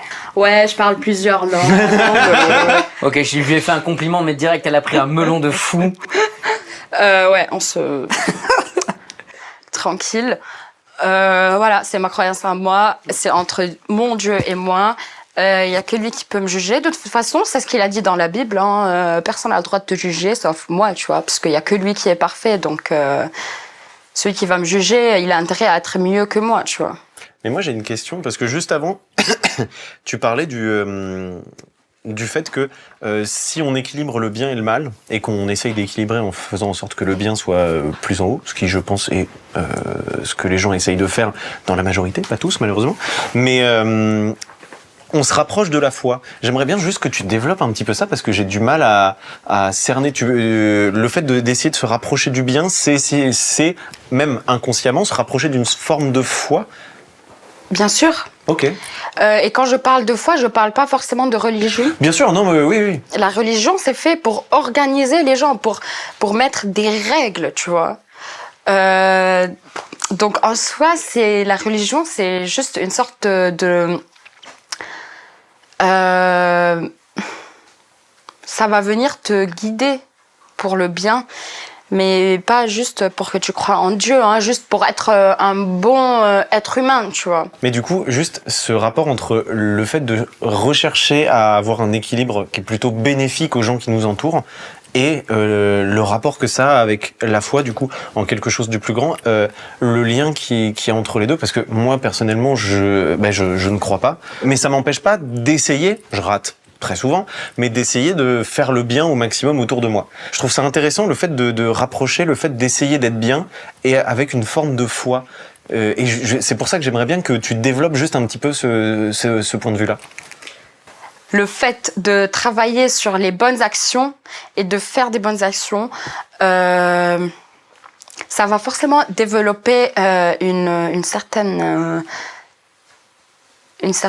quantité de foi, on va dire, parce que la foi, c'est pas forcément en quelqu'un d'autre. Hein. Tu peux avoir de la foi pour toi-même, tu vois. Ah, d'accord, ok. Mais Je comprends mieux du coup ce que tu as voulu dire tout à l'heure. t'apportes une vision qui est très intéressante. T'apportes une vision qui est quand même extrêmement positive. Je peux pas m'empêcher de faire un parallèle parce que j'ai une expérience qui je trouve ça hyper intéressant, mais j'ai une expérience qui est aux antipodes de la tienne, où toi tu as grandi dans cette religion-là, dans cette culture-là, etc., pour au final en découvrir une vraie raison, un vrai sens, qui drive un peu, à l'heure actuelle, ta vie, sur certains points, hein, même si on sent que, au-delà de ta foi et de la croyance en ton Dieu, c'est plus presque un mode de vie que tu adoptes au jour le jour, et que je trouve remarquable en vrai, hein, d'avoir ce mode de vie au jour le jour. Mais j'ai une expérience, moi, qui est un poil plus amère avec ça, où j'ai eu plus l'impression de voir des gens courir après quelque chose qui n'arrivait jamais, et qu'on avait presque à un certain moment vendu du rêve, vendu quelque chose qui n'atteignerait jamais, et en leur disant oui mais c'est le plan de Dieu, ou oui mais il faut continuer à croire, etc. Comment tu te positionnes là-dessus quand toi, visiblement, j'imagine que tu as dû traverser des épreuves, hein, je dis pas le contraire, mais comment tu te positionnes là-dessus quand tu as en face de toi quelqu'un qui te dit ouais d'accord, cool la foi, cool la croyance en un Dieu, etc. Mais moi, il m'a jamais rien apporté. Moi, il m'a jamais sauvé. Moi, j'ai jamais vu de miracle, j'ai jamais vu ça. Comment est-ce qu'on peut continuer à croire alors que des fois, t'es là en mode, il faut quoi? Juste croire, juste se dire, bon, c'est une force supérieure qui drive. Comment tu gères ça, en fait Premièrement, c'est exactement comme tu as dit. Il faut vraiment juste croire. Et tu pars d'ici, en fait. Deuxièmement, comme tu as dit, parfois tu dis, ouais, qu'est-ce que ça m'a donné de croire en Dieu? Qu'est-ce qu'il m'a donné? Si tu dis ça, c'est que t'as pas de gratitude. Si t'as de la gratitude, tu vas être reconnaissant de tout ce que t'as. Et ok, c'est toi qui as travaillé pour certains trucs et tu es reconnaissant pour toi-même d'être arrivé dans certaines positions. Mais au final, il y a une force supérieure derrière certains trucs. Parce que parfois, certains phénomènes, tu peux pas les expliquer, tu te dis. Donc, du coup, l'idée, sans vouloir être incisif ou quoi, mais j'aime bien la confrontation de point de vue, ce serait presque remercier une force supérieure pour des choses qui sont parfois de mon fait.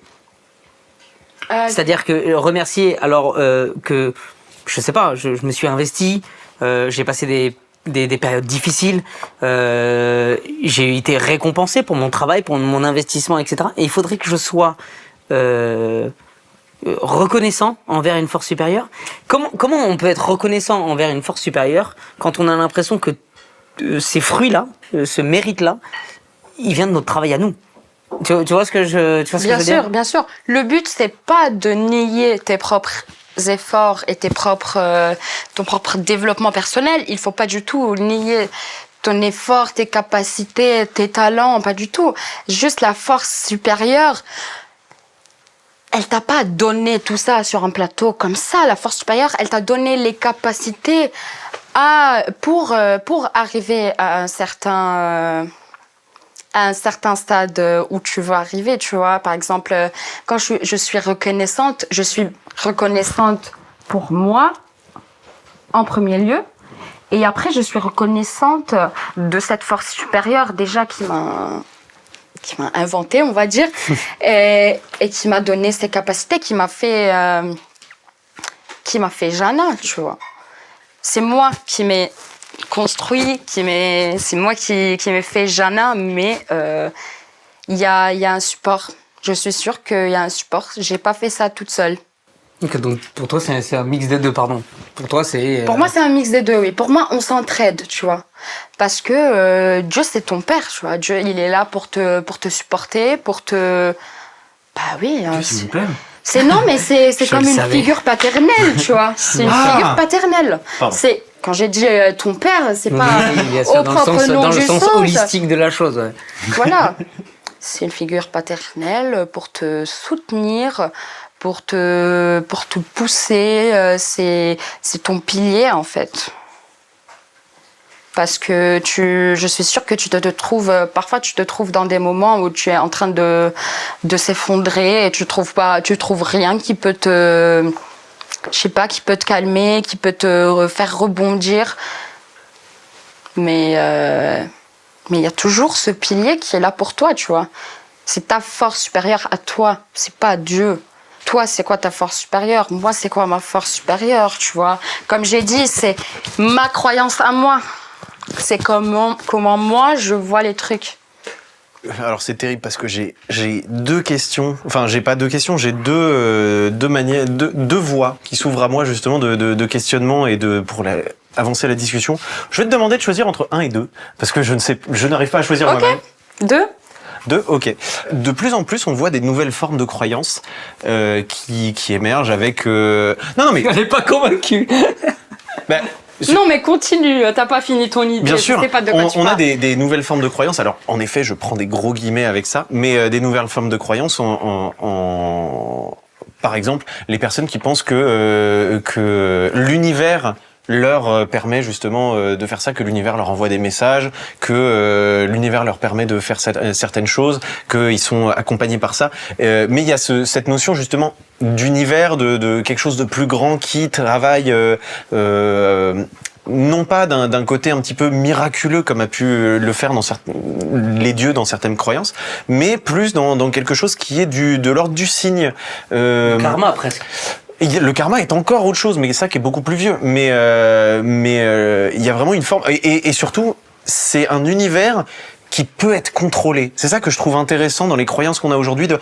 Tu peux non, c'est pas matérialiser, c'est manifester. C'est si tu penses très fort à quelque chose, tu peux le manifester. C'est comme si tu avais une influence sur cette force supérieure. Et du coup, ma question, encore une fois, moi alors peut-être malheureusement pas vraiment de conviction dans les forces supérieures, mais je voulais savoir justement, toi qui as une foi, est-ce que comment tu te places par rapport à ce genre de questionnements qui sont la manifestation et ce genre de choses?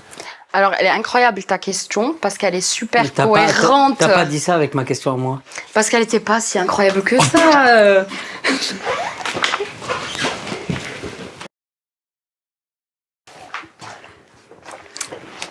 Bienvenue dans l'apéro, je suis votre seul animateur. Je reste, mais c'est juste pour l'audimat. Hein. Ça va, elle était bien, Arthur. Allez, c'est bon, je rigole. Elle était Ah, bien. c'est vrai qu'elle était bien ta question. Oh. Tu peux taper la carte X si tu veux Voilà. l'enlever du montage. Aucune carte. quoi. Mais vraiment, elle est incroyable. Ouais, bah, abuse pas. Mais non, mais moi j'ai fait une question, elle était un peu Ah, longue. c'est bon, je me tais, je avec me plein de tais. virgules et tout. Bon, c'est vrai qu'elle est bien sa question, mais. Mais tu vas voir, tu vas savoir pourquoi je dis qu'elle est aussi bien. Non, mais abuse pas. Allez, redis. Bon, allez, on écoute. Perso, en tant que croyante en Dieu, je crois aussi en la manifestation. Parce que en soi, c'est un truc concret, tu vois. C'est un truc physique, c'est des vibrations physiques. Et pas la manifestation en mode j'ai un sixième sens, oui, voilà. Non, c'est juste à force de penser à une idée, tu dégages tellement de vibrations que Donc tu dis presque. ça te revient, tu vois. Tu dis presque que tu provoques toi-même les choses. Tu finalement. provoques toi-même les choses, oui. Tu peux le faire, mais il faut être dans un état de mindfulness très profond, tu vois. Tu vois, c'est quoi le mindfulness? C'est le fait d'être... La pleine conscience. pleine conscience, exactement. Quand tu es dans la pleine conscience, tu peux contrôler les vibrations autour de toi. Limite, tu peux... Il n'y a rien qui va t'affecter. Autour de toi, il y a vraiment ce bouclier, cette bulle, tu vois. On est presque sur du Tes stoïcisme. vibrations aussi positives qu'elles repoussent tout autour de toi. On est presque sur du stoïcisme. Non, mais en vrai, Il la retente. j'ai regardé 2 vidéos YouTube qui parlaient de stoïcisme. Je suis calé de fou sur rien ne t'impacte. En fait, tu dois rien laisser t'impacter si ce n'est toi qui drive toi-même tes décisions, la manière dont les choses doivent t'impacter et la manière dont tu vas réagir à ce qui va t'arriver pour mieux rebondir derrière. C'était pas mal ça, non? Ah ouais, c'est incroyable. Ah. Ce que t'as dit là, vraiment. Bah voilà. Bah non, mais il fallait que ça arrive plutôt vers la fin de l'épisode. Mais... T'es un miroir en fait. Tu reflètes tout. Truc négatif, tu le reflètes. Truc positif, tu les reflètes. Les gens, ils sont bien avec toi, t'es bien avec eux. C'est pas forcément s'ils sont mauvais avec toi, t'es mauvais avec eux, mais en même temps, s'ils t'envoient de l'énergie négative, tu vas pas la garder dans toi, tu vas la réfléchir. Vu que tu étudies la psychologie, est-ce que c'est pas justement des biais ou des choses justement que j'y connais rien en psychologie, des choses justement que notre cerveau au niveau de la psychologie fait que, par exemple, quand on essaye de penser régulièrement à quelque chose, on va peut-être inconsciemment travailler plus ou rencontrer plus ou parler plus d'une certaine chose, et en fait la manifestation ne serait que la réalisation de ce processus mental qu'on a eu même inconsciemment en pensant beaucoup à cette chose-là. Ou est-ce que justement tu vois la manifestation comme quelque chose autre qui est pas forcément une intervention supérieure, mais de quelque chose qu'on a, c'est ça, de quelque chose de spirituel. Merci beaucoup. C'est complètement un truc psychologique. C'est complètement ce que tu as dit. Le premier point, c'est en mode quand tu manifestes un truc. Quand j'ai parlé de vibrations, c'est les vibrations que tu fais ressortir qui vont vibrer dans ton cerveau, qui vont te faire travailler plus sur ce truc, qui vont te faire rentrer plus dans un certain mode de vie qui va te permettre, comment on dit, to achieve. De réussir, d'accomplir. D'accomplir. C'est ça qui va te permettre d'accomplir J'ai eu 18 au bac d'anglais. tes rêves, on va dire, d'accomplir tes... Je sais pas, j'ai plus les mots. Non, mais je vois ce que tu veux dire. C'est-à-dire qu'en gros, pour toi, il y a... tu dissocies pas le fait de croire et le fait d'être toi-même entreprenant par rapport à ce que tu renvoies aux autres et donc de provoquer toi-même ce qui va t'arriver. Les deux sont pas incompatibles. Bah non, ils sont pas incompatibles du tout parce que ça, c'est un truc scientifique, concret, physique. Ça n'a rien à voir avec la croyance, tu vois. D'où la croyance, c'est physique. C'est vrai, d'où? Il est où Dieu? Je le vois pas, mais je décide Excellente quand question. même d'y croire, tu vois. Est-ce que il n'y a pas un danger justement dans cette idée de manifestation de j'ai le contrôle sur ma vie car je suis capable de manifester les choses autour de moi, et si ma vie m'attriste, me fait du mal, c'est de ma faute parce que je n'ai pas manifesté la bonne chose. Est-ce qu'il n'y a pas un risque de dérive? bien sûr, il y a un risque de dérive. Mais le fait de savoir qu'il y a un risque de dérive, c'est déjà bien parce que c'est déjà une solution. Parce que, je te donne un exemple. Si je suis une personne qui dit tout le temps ah je suis dans la merde, ah je suis dans la merde, ah là ça va pas du tout, hein, ça va pas du tout. Je vais faire que attirer les mauvais trucs et la merde. Voilà, tu vas rester tout le temps dans la merde. Parce que c'est ce que tu t'infliges. Ton cerveau, tout ce qu'il enregistre tout au long de la journée, c'est je suis dans la merde, je suis dans la merde, je suis dans la merde. Donc ton corps, il va commencer à réagir organiquement, il va commencer à réagir comme si tu étais vraiment dans la merde. Organiquement, ton corps, il va plus aller bien. Tu vas avoir des maux d'estomac, tu vas avoir des manifestations psychosomatiques. On va pas commencer de parler de ça, mais... Oui, mais par exemple, dans la dépression, qui est un trouble qui, justement, fait qu'on est dans l'incapacité, malheureusement. C'est même pas qu'on n'a pas envie ou qu'on n'en a pas l'idée, mais c'est qu'on est dans l'incapacité, justement, de se concentrer sur les choses bien et que les choses mauvaises cyclent en boucle. On est obligé d'arriver dans ce cycle-là. Et si on prend cette idée de manifestation, est-ce que justement on n'a pas une tendance à si on a cette croyance justement de la manifestation, est-ce qu'on risque pas de se flageller soi-même, justement, de pas réussir à manifester quelque chose de bien, alors qu'en fait c'est un processus qui est complètement hors de nous parce que c'est littéralement une maladie, un trouble. Alors, il faut pas prendre la manifestation aussi loin que ça, tu vois. Ah, mais je le prends en termes de croyance, justement. J'essaye de le voir sous ce prisme. Ok, mais c'est pas toi qui t'es infligé la dépression. Tu t'es peut-être infligé l'idée d'être dans la merde, qui a duré un peu plus longtemps qu'il faut que ça dure.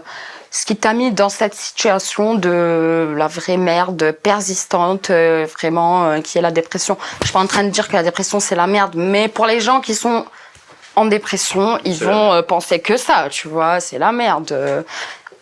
Je veux que personne vive ça, tu vois, parce que c'est la merde. Tu peux pas contrôler tes idées, tu peux pas... c'est un truc organique dormant dans le cerveau, tu peux vraiment pas le contrôler pour le coup. Quand t'as le rhume, tu peux contrôler le fait que tu tousses, le fait que tu te mouches? Non. Moi, oui. Ah bah, toi, t'es deuxième super pouvoir, merci. J'en ai plus que ça, même. C'est toi, la forme supérieure, c'est toi, en fait. C'est toi, exactement. Tu peux contrôler ton rhume.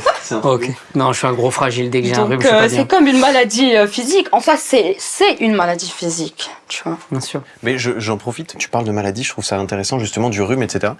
On m'a proposé une analogie où, justement, par rapport à la dépression, il y avait ce truc de la dépression, oui, mais j'essaye d'aller mieux, mais en fait, j'arrête pas de me péter la gueule et du coup, c'est compliqué, etc. Et on m'a dit, en fait, la dépression, c'est comme avoir la cheville cassée. Et sauf que là, c'est notre cerveau. Mais là, c'est la cheville cassée. Si t'essayes de courir en te disant j'arrive pas à courir, et d'essayer de courir, bah forcément ta cheville déjà elle va se péter encore plus. Mais en plus, de toute façon, ça va guérir de plus en plus lentement. Et c'est la même chose avec la dépression. Plus on se dit ah bah je suis dans la merde, etc. Moi je devrais aller bien et je devrais pouvoir balancer justement ce genre d'énergie pour aller bien, etc. Et en fait, plus on va se dire ça, plus ça va aller mal parce qu'on va justement entrer dans ce cycle de marteler justement l'endroit où ça fait mal, qui est dans le cerveau, pas la cheville, bien sûr. Vous l'avez compris, vous l'avez à la maison. Mais voilà, et des fois, ça m'arrive d'avoir peur que certaines croyances tapent là où ça fait mal sur des gens qui sont déjà dans des trucs où ça va mal pour eux. Mais après, heureusement, on a aussi l'exemple inverse de gens qui n'allaient pas bien et à travers justement des formes de spiritualité, des formes de croyances, des formes de foi, ont réussi à s'extirper de moments où ça allait mal. Je ne sais que dire sur la foi, je ne sais que penser, mais voilà, je trouve ça intéressant justement d'avoir ce débat sur la foi en général et la foi aussi sur l'humain et sur ce que ça lui fait. Alors, tu as parlé d'un truc qui m'a un peu remué les idées, c'est quand t'as dit que quand on est en dépression, on fait que penser que ouais c'est dans la merde et c'est un cycle en fait, c'est un cercle vicieux, ça l'est. Le plus tu restes dans cette dépression, le plus tu vas tomber dans les pommes. C'est pour ça qu'il faut vraiment trouver de l'aide très vite parce que quand tu te casses la cheville, tu vas pas aux urgences. En soi, c'est un truc aussi urgent aussi, tu vois. Quand tu te casses la cheville, tu prends pas des antalgiques, tu vas pas chez le médecin, c'est exactement la même chose. Il faut traiter les maladies mentales de la même façon qu'on traite les maladies physiques, organiques, tu vois. C'est pas par la manifestation que je vais... soigner une bien dépression. sûr que la manifestation aide à soigner la dépression. Mais c'est pas suffisant. C'est pas, déjà, il faut le commencer seul- à changer les idées qui font ce cercle vicieux d'énergie négative avant de commencer par la bonne manifestation, tu vois. Ok. Mais d'ailleurs, je me permets, donc il y a des psychiatres qui existent, il y a des centres pour les étudiants, il y a des centres faits spéciaux pour les étudiants, Ouais. il y a les CMP qui sont d'ailleurs gratuits pour plein de gens, il y a plein de choses qui existent et si vous allez pas bien, allez voir quelqu'un. Ouais, vraiment, s'il ne vous plaît. négligez absolument pas votre santé mentale. Et il y a absolument aucune honte, aucune peur à avoir. Si on se sent pas bien, on va voir un médecin. Et si on se sent pas bien, on peut aussi aller voir un psy ou un psychiatre ou quoi que ce soit. C'est primordial. Voilà. Que la santé mentale est aussi importante que la santé physique. Et voilà, c'est important de le dire aussi quand même. Et ça commence à être un peu trop long pour Ouais, nos parties. c'est vrai. Mais par contre, moi j'ai un truc, après l'émission, Allez, je suis super chaud qu'on parle justement de cette question aussi, de notre génération par rapport à la psychiatrie et la psychologie. Franchement, on fait alors tout n'est pas parfait, mais par rapport aux générations de nos parents et de nos grands-parents, je trouve que justement il y a une évolution sur le fait d'aller voir des gens qui est formidable et j'espère que ça va aller dans ce sens-là. Il y a un décalage de fou. Et j'espère que tu sauveras un maximum de personnes et que tu aideras un maximum de personnes. Merci. Et d'ailleurs, voici son Spotify. Jana, on arrive à la fin de cette émission, de ce podcast. Est-ce que tu as un dernier mot à dire pour les personnes qui nous regardent ou qui nous écoutent avant que l'on se quitte? J'ai une petite dernière question. Ok, question. Une question. Ouais. Carrément. Est-ce que ça va? Bah oui, ça va. C'est bien, elle le fait bien, hein, c'est bien. Est-ce que tout le monde va bien? J'espère que si vous n'allez pas bien, vous allez essayer de trouver de l'aide. Est-ce que l'équipe, ça va? Oui. Tu réponds à ma place. Tout Moi, va ça bien va. alors. Bien. Moi j'ai trop kiffé filmer cette émission Ouais, avec tu vous. t'es régalé? Et je me suis régalée. Et c'est dommage qu'on peut pas refaire un autre épisode ensemble, mais du coup peut-être avec d'autres projets que Ouais. vous allez faire. Bah déjà, un Merci immense à toi. merci à toi d'avoir accepté d'être notre deuxième invité Merci du coup, à pour vous, cet hein. épisode. On espère que tu as passé un très bon moment, autant que nous, on a passé un très bon moment. C'est maintenant le moment de conclure, du coup, ce deuxième épisode. Carrément. Je vais commencer déjà par remercier infiniment toute l'équipe qui nous a permis de tourner ce deuxième épisode. Je pense notamment à toute l'équipe. Oui, je peux voir les techniciens. Je pense notamment à Sam, à Julien, à Mathéo, à Quentin, à Sarah, à Samy. Merci à vous, merci à Clara aussi qui ne peut pas être présente ce soir, et évidemment merci à toute l'équipe qui s'occupera de la post-production. Merci parce que sans vous, il n'y a pas d'épisode finalement. Hein. Merci aussi à Séquence 12, structure avec laquelle on produit ce podcast. Merci énormément à toi, Nils, de m'accompagner dans ces épisodes. Déjà, c'est un grand plaisir. Merci de m'avoir proposé ce projet et merci de me laisser t'accompagner là-dedans. Et merci de faire ce projet aussi avec nous tous et c'est génial. Et surtout, merci à Jana. Et oui, merci Jana. Avec Et, très grand plaisir.